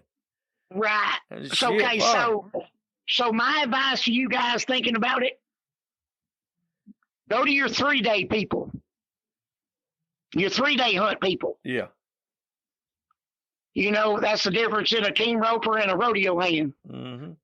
You got 3 rounds of it. That consistency. The only thing you can breed for in a dog is consistency. That one hitter quitter, he'll be like Secretariat. He's an anomaly. He will never produce after his own kind. Yep. But you got that old dog that's winning you 3rd place every time. Yep. And he giving you everything he got every time. That's just the only one. bring that good jip to him. And just let them be put, you know, like the acorn. It's going to already be in there. Just get out of their way. So, saying that to say this, Mr. John Blanton for Showtime, he owned 2 stud dogs, KP and JP, and they was in the top 2 or 3 producers. They were 3-day dogs. KP always placed higher. They field champions. Well, my buddy Jeff Broadway, I growed up with him. He passed away. He had bought JP from Mr. Blanton. Yeah. Mr. Blanton, I don't think Mr. Blanton would sell him KP, although Jeff was trying when he had a car wreck and passed away. So a guy from South Carolina or North Carolina, I can't think of it, give the family 10 or 12, I don't know, more thousands of dollars than I got. And he's done one a side by side and all kind of stuff with these puppies off of JP. And John swears up and down that KP is a better producer. Saying that to say this? There you go. I'm fixing to stand KP up at 4L Kennels for Mr. Blanton. If y'all want to breed to him, I think he wants $250, and he'll be at my kennels in Louisiana, not in Texas. That'll be a hell of a that's a good $250 spent. I've got a dog from Mr. John out here that he bred up, and young dog, not real young, but he's old enough now. He needs to be pushing real good, and I think he's placed in 2 or 3 3-day hunts. His very first ones, and so that's why I was interested in him. Like you said, you get something that's got a lot of bottom to it. That's how you get it. That giving you that, and a different, and JP was I saw him run. JP was a little faster. Yeah. But JP was honest. Like, he was more of that old-timey run-to-catch, track-running machine. JP was kind of more like I like him, run down the road, get it going. Yeah. Catch me if you can. Old man said, you won that $10,000 money hunt. No, sir. Another guy won it, but it was my dog. But she come down the road and grabbed it. I said, mister, I don't care if she swung from a vine. They not going to ask me at Walmart because we spent the money. When I spend this $5,000 on how I got it or what my dog did to do it, I don't care if she swung from a vine like Tarzan. As long as she got it. Yeah. whatever it takes. And that's the consistency factor you're looking at is when you're turning out all these dogs and, they're coming from your old lineage. And when you send a puppy to me and Nathan and Mr. Andrews and then Carter and Ryan and all them, and all these pups are turning out because the bloodline goes back to originally to you. Well, you're doing something right. I don't know. You doing something. God just takes care of the ignorant. That's all I'm going to say. God takes care of the ignorant. If somebody wants to know what I'm doing, just be here in the morning. Because I'm not working. I'm 50 years old. Texas unemployment is $577. Now, I ain't going to take off during the winter. I'm going to work during all them deer seasons and stuff. Yeah. Because I don't want to be in the woods with a bunch of people, and I'm not just going to go hunting with anybody. Nothing against none of y'all. But a lot of times, I'm just going to run deer. Yeah. Because I'm just trying to teach them to get their head up. That's right. That's what we had a little deer race this morning ourselves. I know to some people they want to beat on them and all this. I can tell you, I can stop any dog you got from running a deer. Show up here 5 days in a row, because I got one of these field trial dogs that'll pull his head off. That 100 degrees don't bother this walker dog. If you got a cur dog, or cur dog running a deer, just cast him with his cur dog. But that third day, he'll go to bed and hogs or tree and squirrels. He don't want no more of them walker dogs, I promise you. And that's how I just run him to death. Yeah. Did you see that video I posted that July? Yeah. Hey, that puppy finally hooked up. I ain't had no tracking collar on him. He didn't belong to me. He belonged to Charles, the champ. I call Charles Kelp the champ. The champ. He is truly the champ. I went fastest catch out with this yellow dog last year at Earl's. And this year Charles won 5th in the one dog with him. And almost won the what do you call it? best of the best.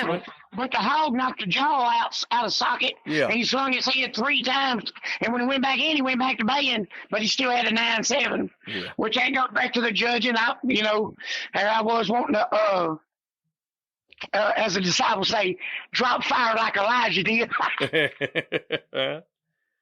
Because I feel like hey, look, you got to have rules, and we knew that was one of the rules before we started, so I couldn't really write. But that's right. But y'all seen y'all's questions in. I hope this was entertaining. I don't know. Yeah, no, if we even talked about it. I think it's good. Like you said, what we're doing here, we're getting to talk about the hunting deal, the dogs, and all that, while we're getting to answer some questions, being informative. Hopefully, these guys can take the knowledge that you're dropping and absorb it. Because, I mean, to some people, they're not going to fully understand what you're saying until 10 years from now. And they're going to kick back and they're going to be like, oh, shit, now I get it. Carter Schultz. I swear to God, I must have got drunk. How old is Carter? Because I used to drink. Shit, how old's Carter? He might really be mine. I mean, he's got that little cop mustache. I think he's a little narc or something. I don't know what he is. Got that little cop mustache. He looks like he belongs on chips. And chips. Yeah, I just want to give him a motorcycle, Yeah. And then there's Ryan over there. The first time I ever seen him, he had on a baby blue shirt, and he looked just like Napoleon Dynamite's Uncle Rico. Yeah. And come to find out, he did play football. Yeah. National champion team, whatever. I mean, I called him Uncle Rico before I ever knew he knew what a football looked like. Oh, my God. But I'm going to tell y'all guys out there, I talk about my dogs a lot, whatever, because that's what I know. I don't know your dog, or I talk about it. So I talk about my dogs. I'm going to tell y'all all that right now. I'm not conceited or better. Y'all got better dogs than I do. Because once he gets about 7, 8 months old, I give him away or get rid of him. I hunt an old dog I got from Monica because he bit people. I say that he's really a good bred dog. But he was 2 or 3 years old before I put him in the woods. Monica think put him in. I mean, he knew how to run game. He just bit people. But he came off of an old dog that come from me. I got them from Greg Noah too. And he was a Crockett plot off of Crockett's Tiger, whatever. I don't know all that. I just know I was drinking a lot them days. And I come back through Arkansas, and Cliff G, he was mad at me because I was buying the whole litters, because that's how you do it. And he was mad because I had bought 4 or 5 whole litters and was headed back. And Greg called me and says, old Cliff's a good guy. I said, well, I don't know him from nobody. He said, well, he's friends with Jeremy Sullivan. Oh, I know Jeremy, the dog brander. He was the original Uncle Earl's dog brander. Yeah. And the president of the Arkansas Dog Federation or whatever it is. So I swung up through Arkansas. I wasn't really wanting to go home. I was married to an ugly woman at the time, and it had really stuck the life out of me. So, and she told me not to come home with no dogs. So I had like 37 puppies and an extra dog box I bought off some junk sale on the side of the road. And so I swung by up there and let Cliff G have a Jeep puppy. Yeah. That's what he wanted. That's just get whatever you want. And I couldn't even remember what I had gave for him. John Paul he was driving. Well, it was pretty buck wild back in them days. And I think I might have sold it to him for an ice cream cone at Dairy Queen. I don't know. But they say she made one of the best dogs ever come out of Arkansas. They still talking about her. So, but he's a lot better dog man than me. I never really did know with mine. I run some bear with him. But he was a full plot. But he's registered in the Tree Dog Association because he's buckskin brindle. Huh. And I just never really paid him no attention because I had 154 dogs at the time. Good and Lord, 154 dogs. I finally forgot about him, so we entered a St. Jude's hog tournament. So the way we used to do the hog tournament, this is before you could go in them dumps and them feedlots. I'm not downing you boys, but I did see a video of the dump down in Southeast Texas of a guy up a tree and the bulldog's in a tree with him because there's 75 hogs over 200 trying to get to him. Yeah. I'm glad you won your belt buckle. But you don't, I mean. It ain't the same. It ain't the same. It ain't the same thing. No, I don't give a damn how they say it. It ain't the same. You still got to be a pretty good hog catching man to catch them. Y'all, hey, look, my hat's off to y'all. But at the end of the day, we free casted. That's it. This past Sunday, we caught 7. I don't know how many shoats and pigs they caught. I went to Pentecostal church, did I tell you? Yeah, you was telling me something about that. Yeah. I'm running a little bit late because there's some cows out, but I've made a person a promise. And one thing you learn about me is I've been homeless and hungry and broke, but I always had my word. Mm-hmm. And I had to give these people my word. And they said, well, you can just go to the evening. No, I'm going now. I told you now I'm going to. Well, then my neighbor calls me. Hey, there's some cows out in the road. Oh, I got 15 minutes. I go up there. I can't get close enough to them to get video, but I know they're not Irish because they're not. I mean, they're not all type of cows. I say Irish. I don't own no cows, but I look after hundreds a head. When he's at the rig, I'm tending to this man's stuff, because I love him like a brother. But we casting on his property, so I'm, hey, I'm taking care of him. I don't care where he's at for Thanksgiving. He's got a pretty bird coming. You know what I'm saying? Yes, sir. So finally got the video. Ended up being about 7-8 minutes for church. There's already sang it in there. Yeah, Pentecostals evidently sang a lot. And they had this guy in the front in a circle, and he looked like a police, off-duty police, posing as a security guard, and some guy's talking to him. Well, I walk in. I usually go to the black church. I ain't gonna lie, so I'm used to, hey, man, because they probably wondering why I'm there in this cowboy hat and these $2,500 gator boots, Yes. So I don't get nothing from them. So I finally just, and you can hear the singing. It's loud. By God, it's loud. And I said, where do I need to go? I'm new here. And they said, right through this door. You can't hear that music? I said, yes, sir, but I lied to you. I said, I've never been to church before. I didn't know what was going on in there. I mean, what I'm trying to tell you in a nice way is, if you're going to be the door greeter, you don't need to snub me when I come in. That's right. So if you want this church to grow. So I go in there, and this is Usher standing there, and he just looks at me and grins and goes back to standing. Well, after about a minute, when he ain't like, welcome to the church, or how can I help you or nothing, I said, hey, Carl, why would black folks say that around here? Because I meant it. Yeah. And I finally went to my left, and that pew had reserved on it. I was like, oh, my God. Reserved for who? Back row? I said, must have a few Baptists sneaking in here. If they reserved the back row seat, who can't be funny again? So I finally went around the other side, and there was this black lady holding a little baby. And I sat beside her, and it wouldn't. My first impression wasn't very much. Mm-hmm. But the preacher actually knew the Bible a little bit, which is Pentecost. I mean, they full gospel, Yeah. So anyway, I went to leave. Well, they knew who I was by then. They hear me laughing because that usher done went and told everybody what I said, Yeah. I bet from now on he's asking something, hey. Yeah. He's gonna be a little more. Welcome. He's gonna be a better host. Yeah, welcome to the house of the Lord. That's right. Except where you like. Evidently, it wouldn't run what you brung because every back seat was already reserved. So I didn't want to, my first day, I didn't want to step on any toes. Yeah. Oh. So I left the race and put some on Facebook about Holy Ghost hounds but we do indeed have dominion over every creeping thing that creepeth upon the earth. And believe it or not, my faith is very, very strong. Yes. So you can't believe Jesus died on the cross for your sins and not believe that God didn't give us dominion over every creeping thing on the earth and even the fish.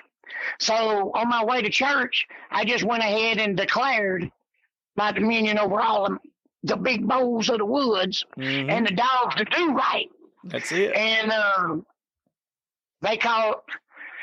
biggest thing they caught while I was gone was a 175-pound pregnant sow. And when I got back, I told them that's probably the only thing they could catch because couldn't run. They running my dogs anyway. I breed dogs anyway. I was just clowning a little bit. But show you how God worked. I wasn't even thinking about it when I shot that hog, but I was just ready to quit, and they was ready to quit. And Old boy weighed about 210 pounds. He didn't have no teeth in his head. He had teeth of a sow. He was just really fat. Hell. Now, you reckon about that, but Yeah. anyway, we do have dominion. Exercise your dominion. Yeah, I agree. But don't come in here thinking you fixing to make a dog with your dominion and you riding on a Chihuahua's worth of faith. Yeah. See what I'm saying? You ain't going to have no goose or no crow or You got to have something to work with. House's Lipper Coon dog or South Fork Bear Squirrel dog, Kimmer, or whatever a duck dog world champion name is, and old Banjo, the Mountain Cur, or whatever. That's it. Or the KP dog at John Blanton's, and you're not going to have that riding on a beagle's worth of faith. I agree. Now I'm going to get bad mail from the beagle people. Hey, the only people that ever ride my daddy's coyotes out in one day, 16, in a 200-acre pen, was the Beagle World Finals field trial. Really? Daddy said it was Beagles? that was the meanest damn things he had ever seen in his entire life, and they would never host another field trial No at his shit. place. I mean, I know I've had beagles and stuff, and But I now know these they're mean. beagles But... look like little trigs to me now. Oh, okay. I was thinking to say they was a little rough, huh? It was about 14 inches. I was going under them bushes. Damn. I wasn't down there, but I know Daddy hosted one beagle field trial, and he said he never again because his pocketbook couldn't handle what the beagles could turn out. So I often thought about finding one of those and breeding it to a cur dog Yeah. because it's obviously running to catch. Oh yeah, ain't no doubt. You get something that's that rough with a nose like that, hell. If you can keep the damn stamina with it, you'll be in shape. That's right. You know, everybody thinks that, I've heard people say, that old run to catch saying you got, that's not my saying. Explain run to catch. Because there's been people that ask me, and I explain it best I can, but explain it what it is and what it means. Okay. Every Wednesday night, Daddy's Fox Pen was closed. Because we ran cat dogs on the outside. Uh-huh. And I ain't talking about mountain lions. I'm talking about dry ground bobcat. Mm-hmm. And it's hog dogs. I ain't talking bad about the hog dogs because I'm one myself. We the bottom of the barrel. Oh, yeah. Yeah. Dry ground cat dog men. At the top. As far as dog men go, I ain't saying there ain't some good dog men in the hog dog world, but as a whole, because it's too easy to take granddaddy's cow dog out there and walk him through the woods till a hog jumps up and you catch him. Yep. You see what I'm saying? Oh, yeah. The most discriminate, and I don't think some people I was hunting with understood that until we went to Mississippi over there with Logan Campbell, and I met Mr. Dan Lewis from Northern California. That had a handle. He had moved to Oklahoma and swapped his trigs over to hogs from fox and cat and all that. He's running hogs with them. When his bulldog took a step, or when he took a step, his bulldog took a step. He had no lead on that dog. Yes, sir. A dry ground cat dog, man, don't even own a lead, probably. I ain't never seen one. No, he told that dog what to do, and he did it. No matter what was going on in his world. It could be a race right there or a bait right there. So my daddy knew Finley, Clay, Mike Rook. I'm not sure if Boo Kemp ever come, but he's from South Texas. If you want to see a good picture of Mr. Boo, ask Monica Willis for the one where there's a mountain lion in a mesquite bush and Boo swinging off its tail trying to drag it out of the tree. Hey, back in his younger day, yeah, Mr. Boo. I tell you, yeah, I want to get with him and talk with him some. He's 90, yeah, you better. He's 90 something. But the one I remember most is my hero, Henry McIntyre. Oh yeah. And you look him up on Facebook. Oh, I know. On YouTube. And that's where I got the saying from because he said it all the time. Yep. And I asked him, what does it take to make a good hound? He said, oh, Lord, big heart and tough feet. Yep. And he's got to run up MF and catch. Yes, sir. And what they mean by catch is bring him to bay. Yes. It ain't nothing to do with teeth. Exactly. I tried to explain that, It's not about biting or catching and holding. It's the capture of the animal, to catch the animal, to bring it to bay, to bring it to tree, or whatever, for us to be able to capture the animal. To walk up there and look at him. That's it. For us to be able to do that every time that dog runs to catch. That's why, like Joe Troyer in New Mexico, Little Joe's Guide Service, top-notch guys, dry ground, mountain lion, bears. Oh, God, my buddy up there, I can't even think of his name right now. I can see his face, and he's a top-notch guy, and I hunted with him quite a bit up there. But I can't think of his name. But that's what they say when they caught 2 bears today. Yep. Treed and freed. Yep. Runs to catch just makes him turn around and look at the hound instead of run. That's right. But that's it's what that they mutual respect thing we were talking about earlier. Them dogs respect it enough not to, just to jump on it and maul it. And then the game that it's pursuing, after a while, it respects it enough to know that, hey, they're not giving up and they're not going to quit. So we got to come to an agreement. So they're going to take a bay. Yeah. I'm not really qualified to answer that because I'm not the dog man. I'm not the dog man that the cat dog men are. I'll be honest with you. Hugh Gibson told me one time, I don't know, you didn't remember him. He was from Shelbyville. One of the most discriminating dog men, and boy, he was honoring. Miss Nora his wife was really the dog man. He put on hog bangs there. Jay can tell you a lot about him, the older people, but he won it no matter what he did. Whether it was hog baying or fox pen field trialing. He went to Louisiana State with old dog Brown's Quick, which I think was old liquor bred dog. But he ate supper at our house for 30 years, I know of, every Wednesday night that he could. And a lot of times it'd be 4 or 5 more of the greats around there. And my daddy never owned cat dogs. He just went with them because we had the spot, see. And it's my favorite. But I walk too much. I talk too much. I'm too loud. I'm obnoxious. And I don't know when to shut up. And I don't even know who tell me. If I'd ever learned even how to snap a lead on a dog, I'd be dangerous, he told me. Oh, shit. And that's the way the old people used to talk to you. Yeah. But I just grinned because he didn't understand. I was watching every move. I was listening to him to understand and not respond. So you young guys out there, even your older ones, everything in your life will improve if you'll listen to understand instead of respond. Yep. I agree with that wholeheartly.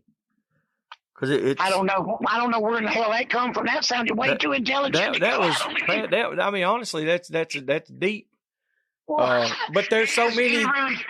Well, there's so many people, like you just said. When you put it like that, I even caught myself there to stop, and it's like, if you will listen to understand what somebody's talking about, pay attention, instead of just listening to say, well, no, you're wrong about this, or this is what I think, or blah blah blah. Shut the hell up and listen. We call that a ask hole.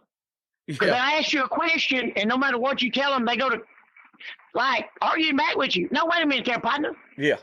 You asked me a question, I gave you my opinion or my perspective. When I wrote the blurb for, who'd have thought that book would have made the bestsellers list, but it did. Oh, it's pretty, it's a little sharper than it looks, okay? I tell you what, I'm proud of that. It's some gems in there. And he talked a lot about my daddy. Ed got to spend some time with him. But when I wrote the blurb, I put, from Ed's perspective, this book is written from Ed's perspective. Nothing in here is concrete because I can't write a fact about an animal that'll eat crap and breed his mama in the same breath. He doesn't do anything, partner, but this is from my perspective. So if you ask me a question, just listen to the answer. If you don't agree with it, I don't care. I'm being really what I had to do, especially when young boys ask me what I think about their dog, I had to come up with this answer. if he suits you, he suits me. Yeah. Yeah. Because I think he really want to know the truth. Yeah. Yeah. That can be And tough. It is. We ran into that last year with a guy, and look, like you said, I don't like calling people out or anything like that, but the guy knows who it is. He asked a lot of questions, and he paid attention on a lot of things, but a lot of things he didn't. And he would ask about his dog. Well, what about my dog doing this, or my dog did this, or this and that, blah blah blah. I asked him one night, we were hunting a tournament. I said, you ever culled any dogs? He said, no. I said, you need to start with them two right there. He asked me what I thought. That's what I thought. And you could tell it just like, he thought I was playing at first, and I just walked off. And I realized, I was like, maybe I shouldn't even said nothing, but then he shouldn't ask me, but like, I see where you're coming from with you got to figure out what to say to people. So that way you don't just blurb something out. Because I've got that problem too, so I might have to use your one of your phrases there. If he suits you, he suits me. That sounds pretty good. I ain't gonna say where I was at or what was going on, but I'll just say this: I had a 24-hour armed guard. Yeah. And and it was an 8-hour shift. I've been to them places. Yeah, I've been there. They would have 8-hour shifts, and so that was funny. On the 16th day, I knew about not only what day it was, but about what time it was. And that just astounded that doctor. But I was keeping up with it by changing of the guard. Yeah. And here's what the old man told me. The best response is always, I understand. Yeah.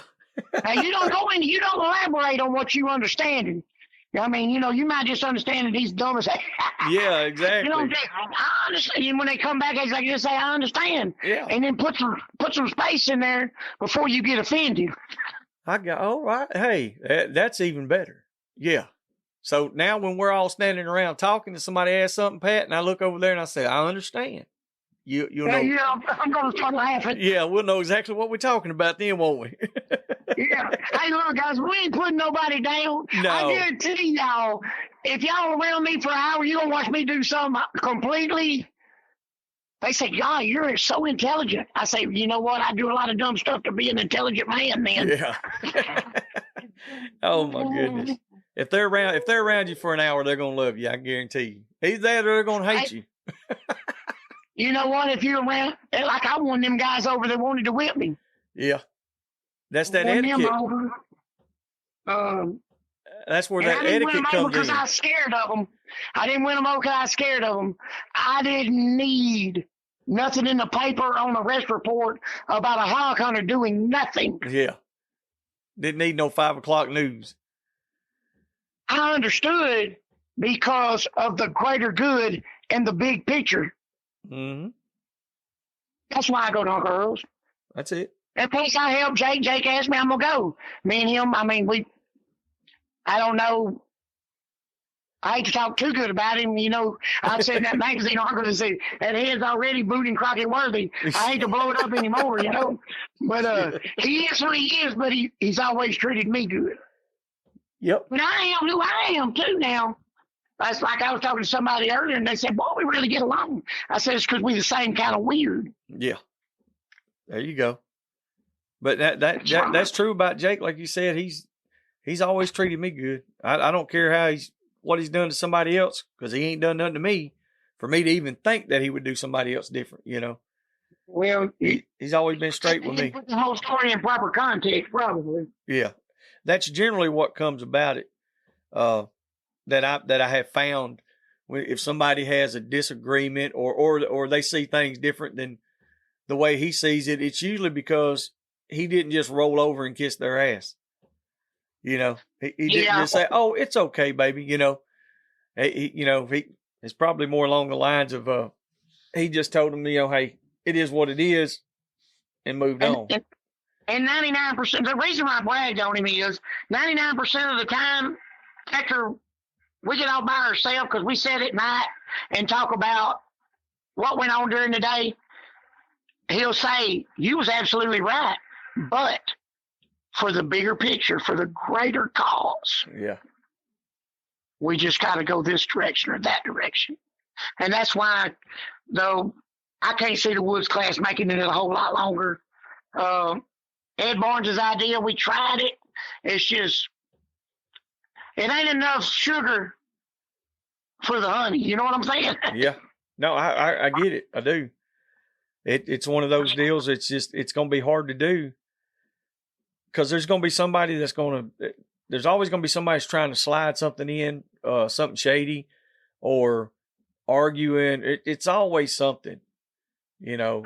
You're going to deal with that in anything that you do, really, but it just makes it hard when you're already fighting a damn uphill battle to throw more fuel on a fire that you already can't keep put down hardly.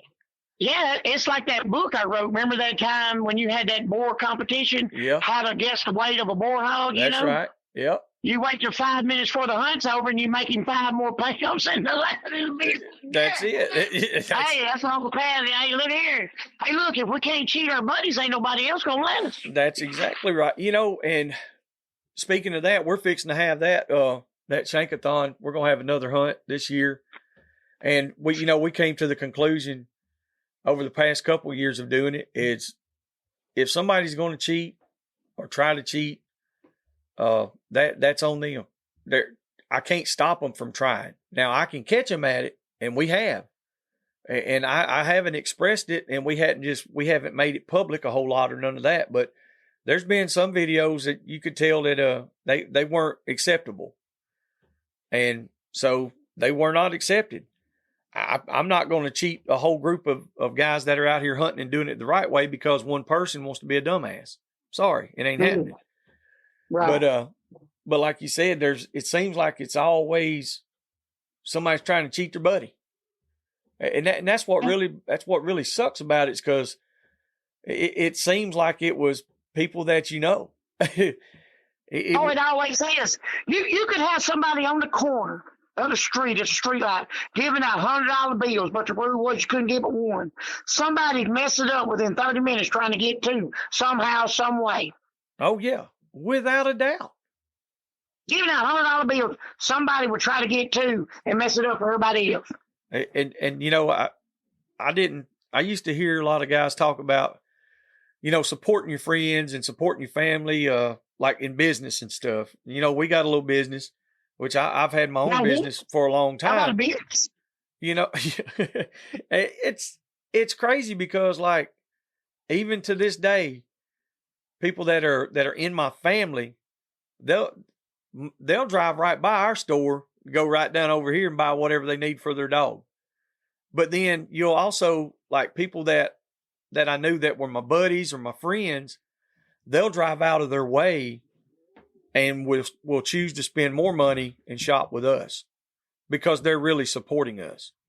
And, you know, and it drives me insane that usually it's the people that were closest to me. I found out, like, you know, or I thought they were closest to me. They're always just trying to better get it for themselves or something, I guess. I don't know. Screw you over. Hey, look, man. I've been through about everything a person could be going through, but you got to feed what feeds you. God, there's no doubt God made everything because everything is the same, circles and cycles, seasons, months, the sun, the earth around the sun, everything circles and cycles. That's why a wedding ring is round. It's circles. It's everything. That's why Jesus killed the fig tree, not because he was hungry, but because it took from the earth nutrients and didn't produce no fruit with it. Huh. It was unproductive. It didn't give back. It took but didn't give back. So I'm going to say this, guys. If you always taking, there's a 100% chance that every relationship you're ever going to be in is going to fail. Yep. It has to be reciprocal, and that's the relationship between you and your dogs too. Yes, sir. Yep, ain't no doubt. See, I like the way you put stuff like that. This stuff's gonna work out good, Pat. Having you on here. I don't know, man. I'm serious. I know it will. I hope I didn't cuss because I was at another bed. I don't think you cussed not one time. Thank you, Jesus. I've been praying about it. I know. I cussed a little bit, not too bad, because sometimes I get don't on. care. That wasn't on you, cousin. It was just on me. You didn't offend me. Yeah. Oh, I know. Hey, I know. But I know you was trying to do right. And so I was trying not to get. I was trying not to get out of hand, because you know how it is. I appreciate that. If I get to going off at the mouth over here, and you might slip up. I don't want. I'm trying to support you. I don't want you to slip up.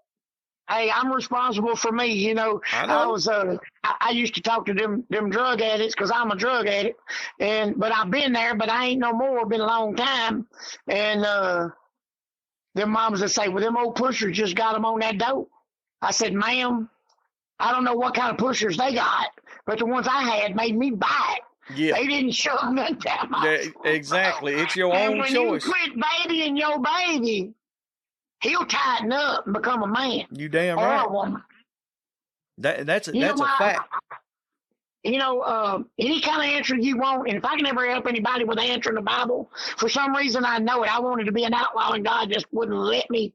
I'm the worst outlaw, and I could do, maybe I could shoot an old doe or whatever. But I ain't gonna do that because I'd have to clean it. There you go.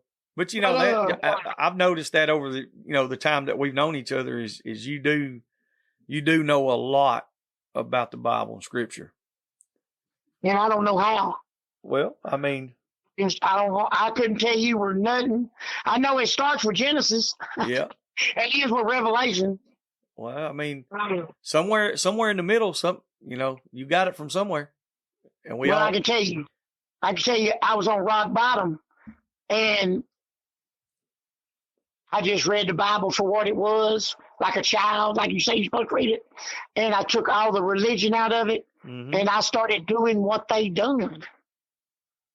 And I started getting what they got. Really? God ain't here. God ain't here. That Bible ain't nothing but a recipe book.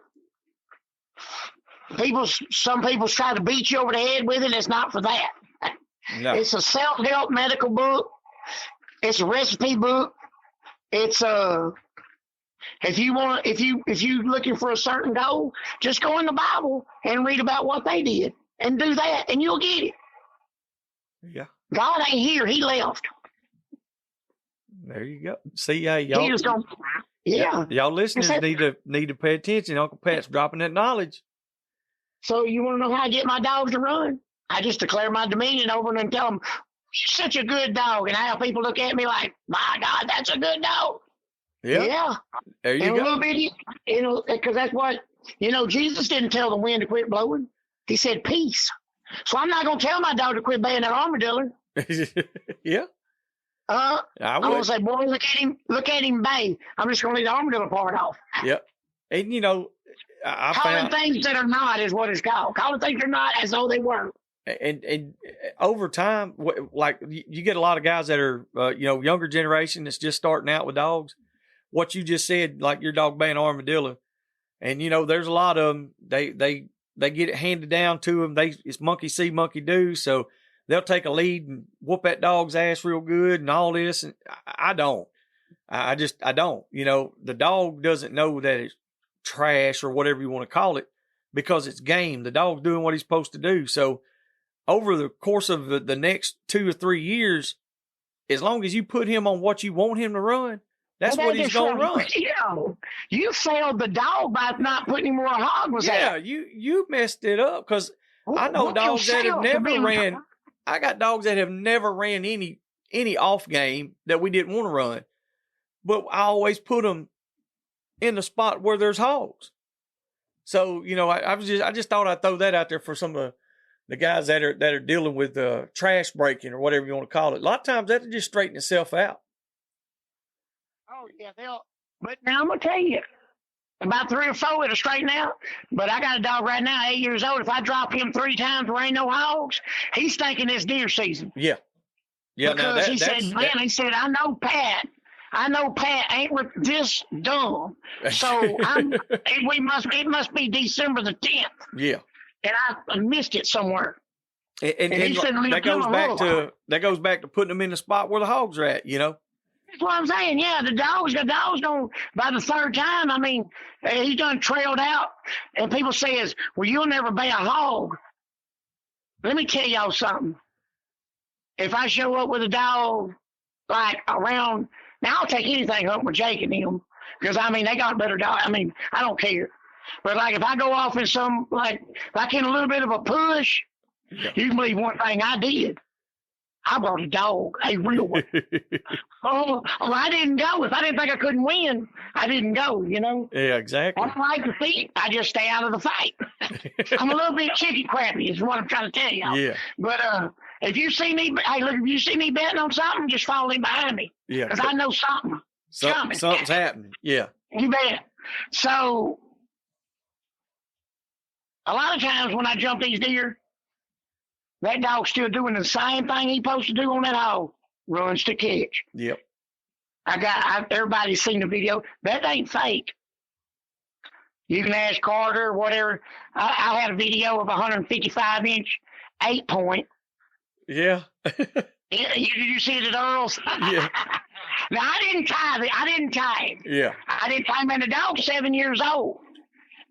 But the dog come off my yard at about 2 months old. Oh. The dog come off my yard. I seen that. I was like, oh my Lord. That's what I'm talking about. Tied it up. Yeah. And he runs them camera crosses too. Yeah. And after we got to talking, his grandpa used to run dogs with my daddy. Ain't that weird? That is. Small world. Yep. That talking about the camera crosses and stuff like that. That's what piqued my interest in a lot of it is, man, every time we talk about, what my best bay dog I ever seen was and blah, blah, blah and all that, it would either be a mountain cur or kimmer or some kind of cross. And then I'd be talking to just whoever, some older guy, and he's like, yeah, I had this little old dog. She was half mountain cur or full mountain cur. It always went back to kimmer or mountain cur. So that's why we were, when I met you and seen what you were breeding up, we were already breeding the same style of stuff. And wow. We had some running dogs from, we had some coyote hounds that we had got from Mike Sapp out of Michigan, and we were going to do some crossing with them, some running walkers, and that's been, I don't know how long ago, Nate, 4 or 5 years ago.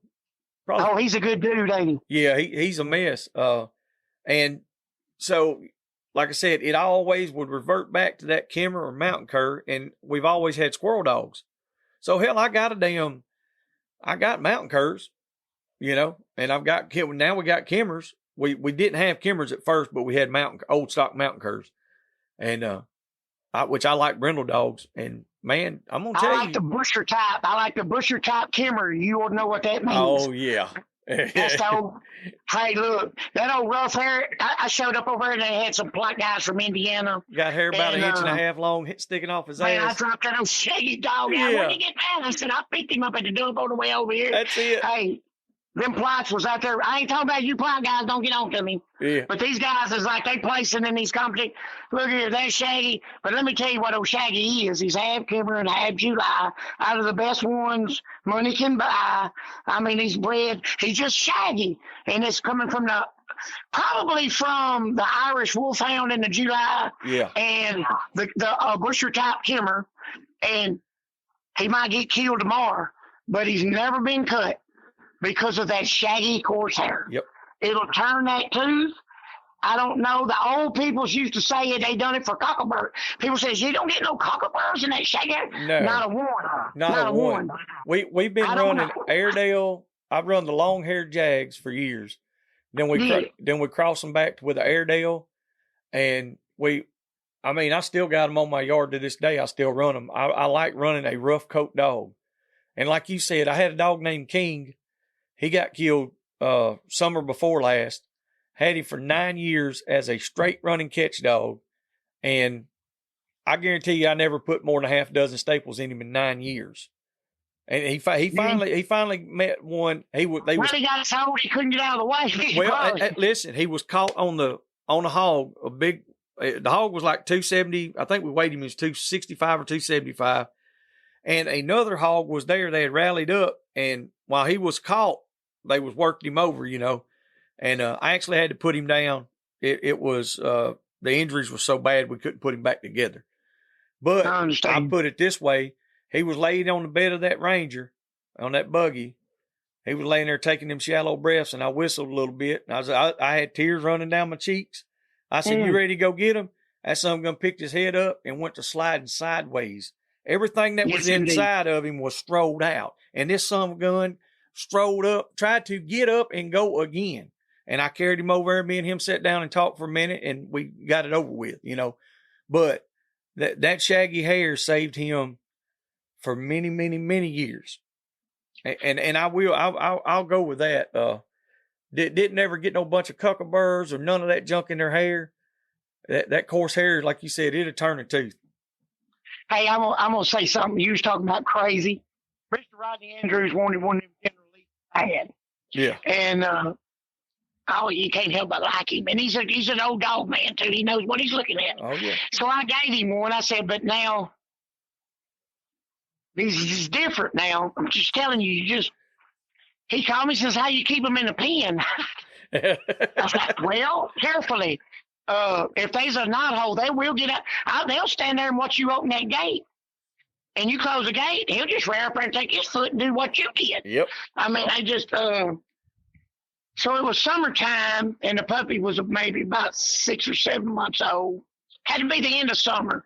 The deer were spotted fawns, but they was, following the mama. His dog climbed out, and y'all call Rodney Andrews. Don't listen to me. If you don't believe me, call him for yourself. Caught him a spotted fawn and brought it home, climbed, and put it back in the pen with him. Yeah, I heard about that. And then what the man told me,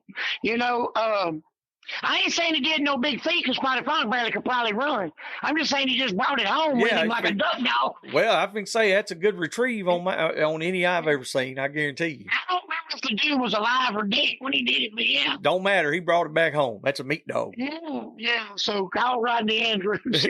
But he's really liking his. We call them yeller dogs, but they white. Yep. I don't know about that, but it probably to do the line breeding from them being family dogs. So that's buttermilk. That's in buttermilk dogs. Buttermilk. Hey, if I had one of them buttermilks, I'd name him Biscuits. Yeah. That's it. That's exactly right.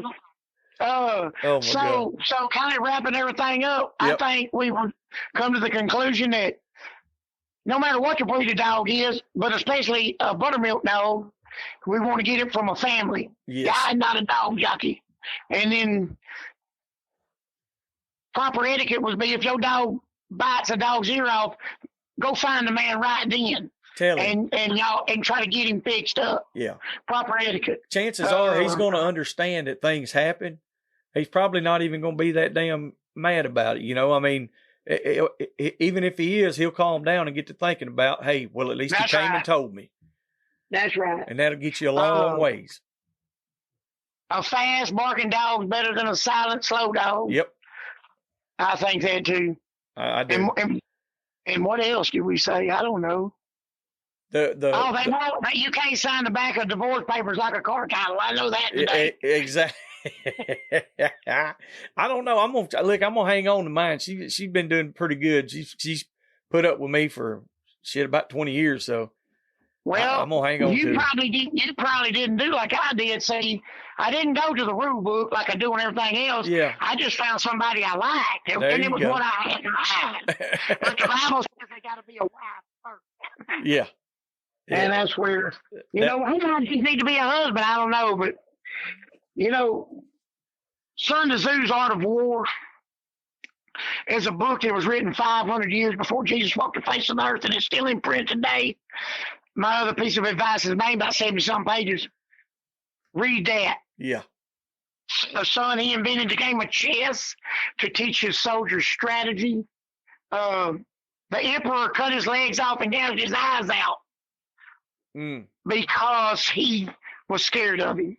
That he was scared he would rule the world. He'd be the ruler. Yeah. So if you want to understand something, read that and cross-reference it with the Bible about spirits and your words and how you talk to something. In the 80s, it was a big deal, and you'll remember this. Me and you about the same age. Yeah.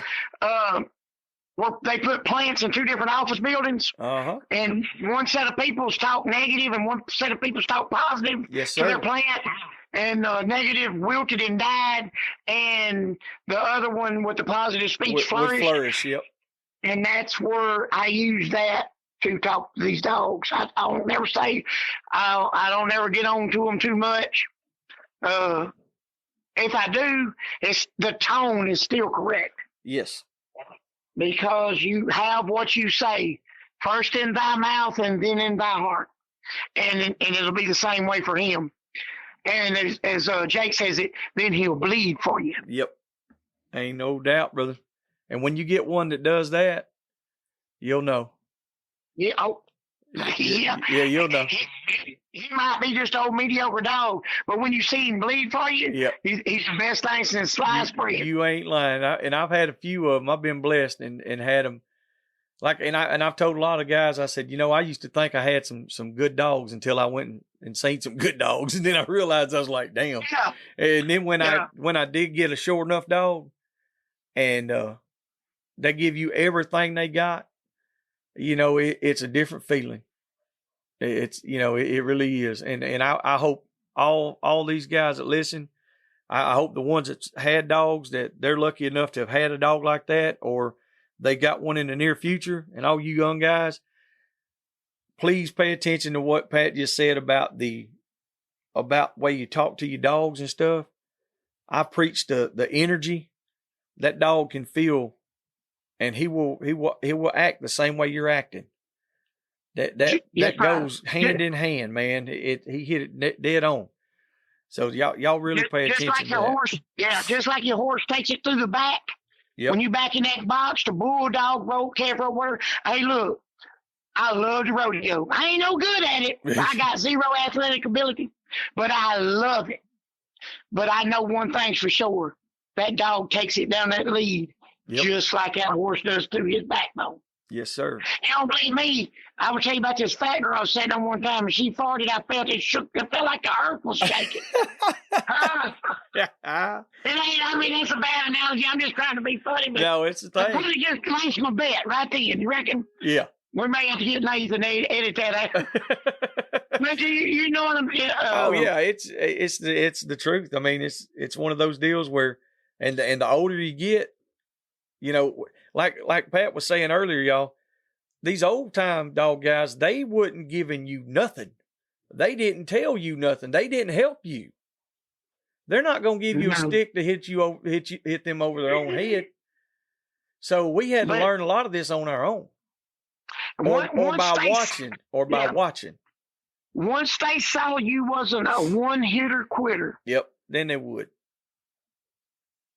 But you had to do what they do.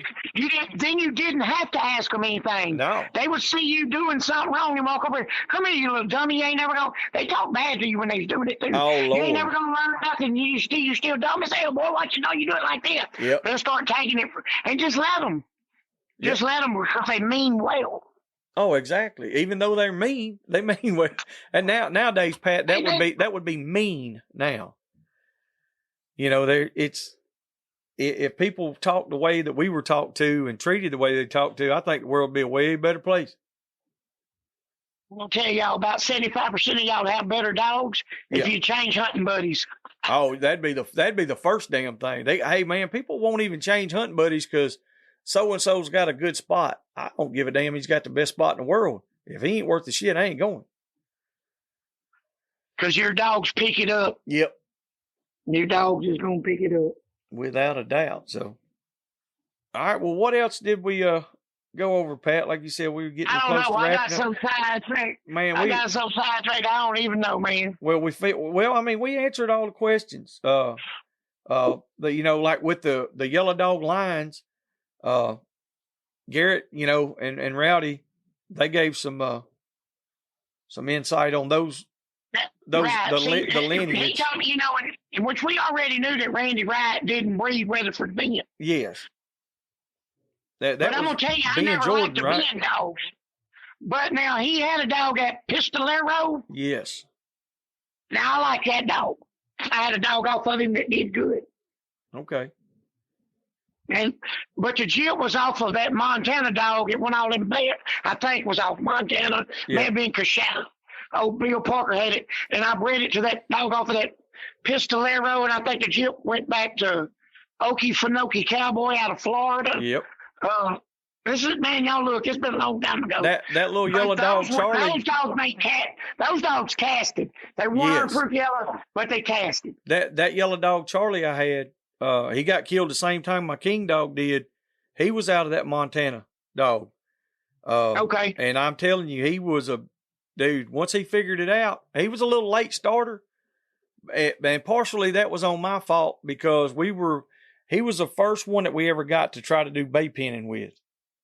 And once he realized he had teeth, he wasn't no bay pen dog. But that son of a gun found a pile of hogs, man, a bunch of them. Yes. So that anything out of that Montana stuff there, that's good stuff. Yeah, it was, man. And Jay could tell you, I don't know. Man, I don't know. Two dogs, one on top of the other, both of them looking north. Yeah. I think that woman asked Randy, much as I like picking at Randy about Goose, that woman said, well, what has he produced? Well, I was a little tight, Yeah. I was kind of in the spirit. I said, well, I'm going to go out on a limb and say it wasn't kittens. It was puppies. It was puppies. Click. Yeah. Next. That's it. Go to the next one. Because she said it condescending. Yeah. Much as I like to roast old Randy, he's really a good guy. Yeah. He's starting to hunt a lot more, too. He come with me, and little bitty Goose or Goose the Third or whatever he calls him. Yeah. He's more holy than righteous, too. He ain't running no 10, so he was about 9, 4, 5, because he's running in Marc and look side to side. Randy says, I understand what you're talking about now. Yeah, it's a little different, ain't it? It's a lot different, yeah. Yeah, Randy got him a walker dog too, don't he? He got a trim walker. Trim walker. There's nothing wrong with a trim walker, just gonna be a little slower. I think so, but I mean, he'd work a little bit better. I do. I'm not an expert on it by no means. I just figure most of the trim walker stuff. You know why them trim walkers and them blue ticks and tans got them long ears? What's that? That's for them possums to trapeze off the swing off. Swing off them possum swingers. Yeah. Good God Almighty. Nathan got a damn little cur dog, little Kimmer pup, and it comes from a man who's been breeding them many, many years. And one of the parents came out of Robert Kimmer's yard, and this pup has some mud flaps on it, son. It looks like he's half English. I'm talking about this son of a gun has got a strong hound influence. I don't know where it came from. Busher top. But I'm telling you, you'll love this one, Pat. So when he's about 4 months old now, and he'll wind. I mean, right now, he'll throw that head up, he'll open up, turn him loose, and he'll go it might be a piece of a hog hide or a possum or whatever, but the puppy's ready to get it. Hey, one time I woke up in the back of a Dodge Dooley in the back seat, and we was at plot days. Yeah. That's all I'm going to say about that part. Yeah. Because I'm trying not to get in trouble. And they had the plot bear baying, and now they was having a AKCUK, whatever, NK, I don't know what KPC. And it was the two dogs. And they had this big black Kimmer. He must have weighed 50 or 60, but he was kind of fat, black, bobtail, good-looking, busher type. And they had him paired with his plot dog. And I bought him for about $30 in the Calcutta. Uh-huh. Hey, look, there's about 30 seconds left, and I was having the only perfect. I don't want to count on my money. And that Kimmer done got to watching that bear thing, it's a mounted bear growling and jumping at him through the stage. And that plot touched that Kimmer. He thought that bear had him again.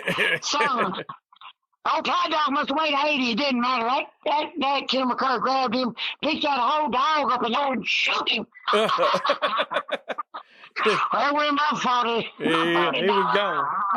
And I offered the man another 40 for the dog.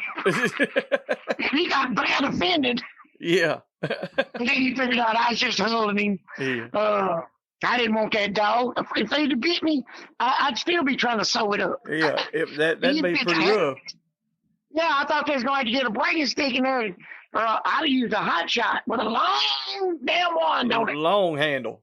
Yeah, that's my memory of plot days. Hell yeah. Which, hey, plot days, we got one coming up pretty soon here. In Alabama? No, it'll be at Hickory Crossing, Georgia. In Georgia. Yep. Man, I ain't never got to go. Man, out there, always Mr. Marc and work. them, every year they do plot days at Hickory Crossing. They do one in what is it, Nate? June this year? I think the weekend of June the 8th they'll do it, and they'll have a hog bay, they'll have a bear treeing, coon treeing, all kind of stuff, and there'll be a good selection of dogs. They'll have an open bay as well for non-plots, and there'll be a pile of people there. So if any of y'all listeners that want to ride out or need more information, check out Hickory Crossing Field Trials, or get with me or Mr. Marc or hell Ryan and Carter, any of us. We can put you in the right direction. Hey, I ain't saying one baying's better than another, but plot days and the Jag deal over at the Boars Nest in Tyler. That's all right, ain't it? Man, I used to didn't. Hey, look, they want me to judge, but hey, I was in no shape to judge nothing. I was having me a good time.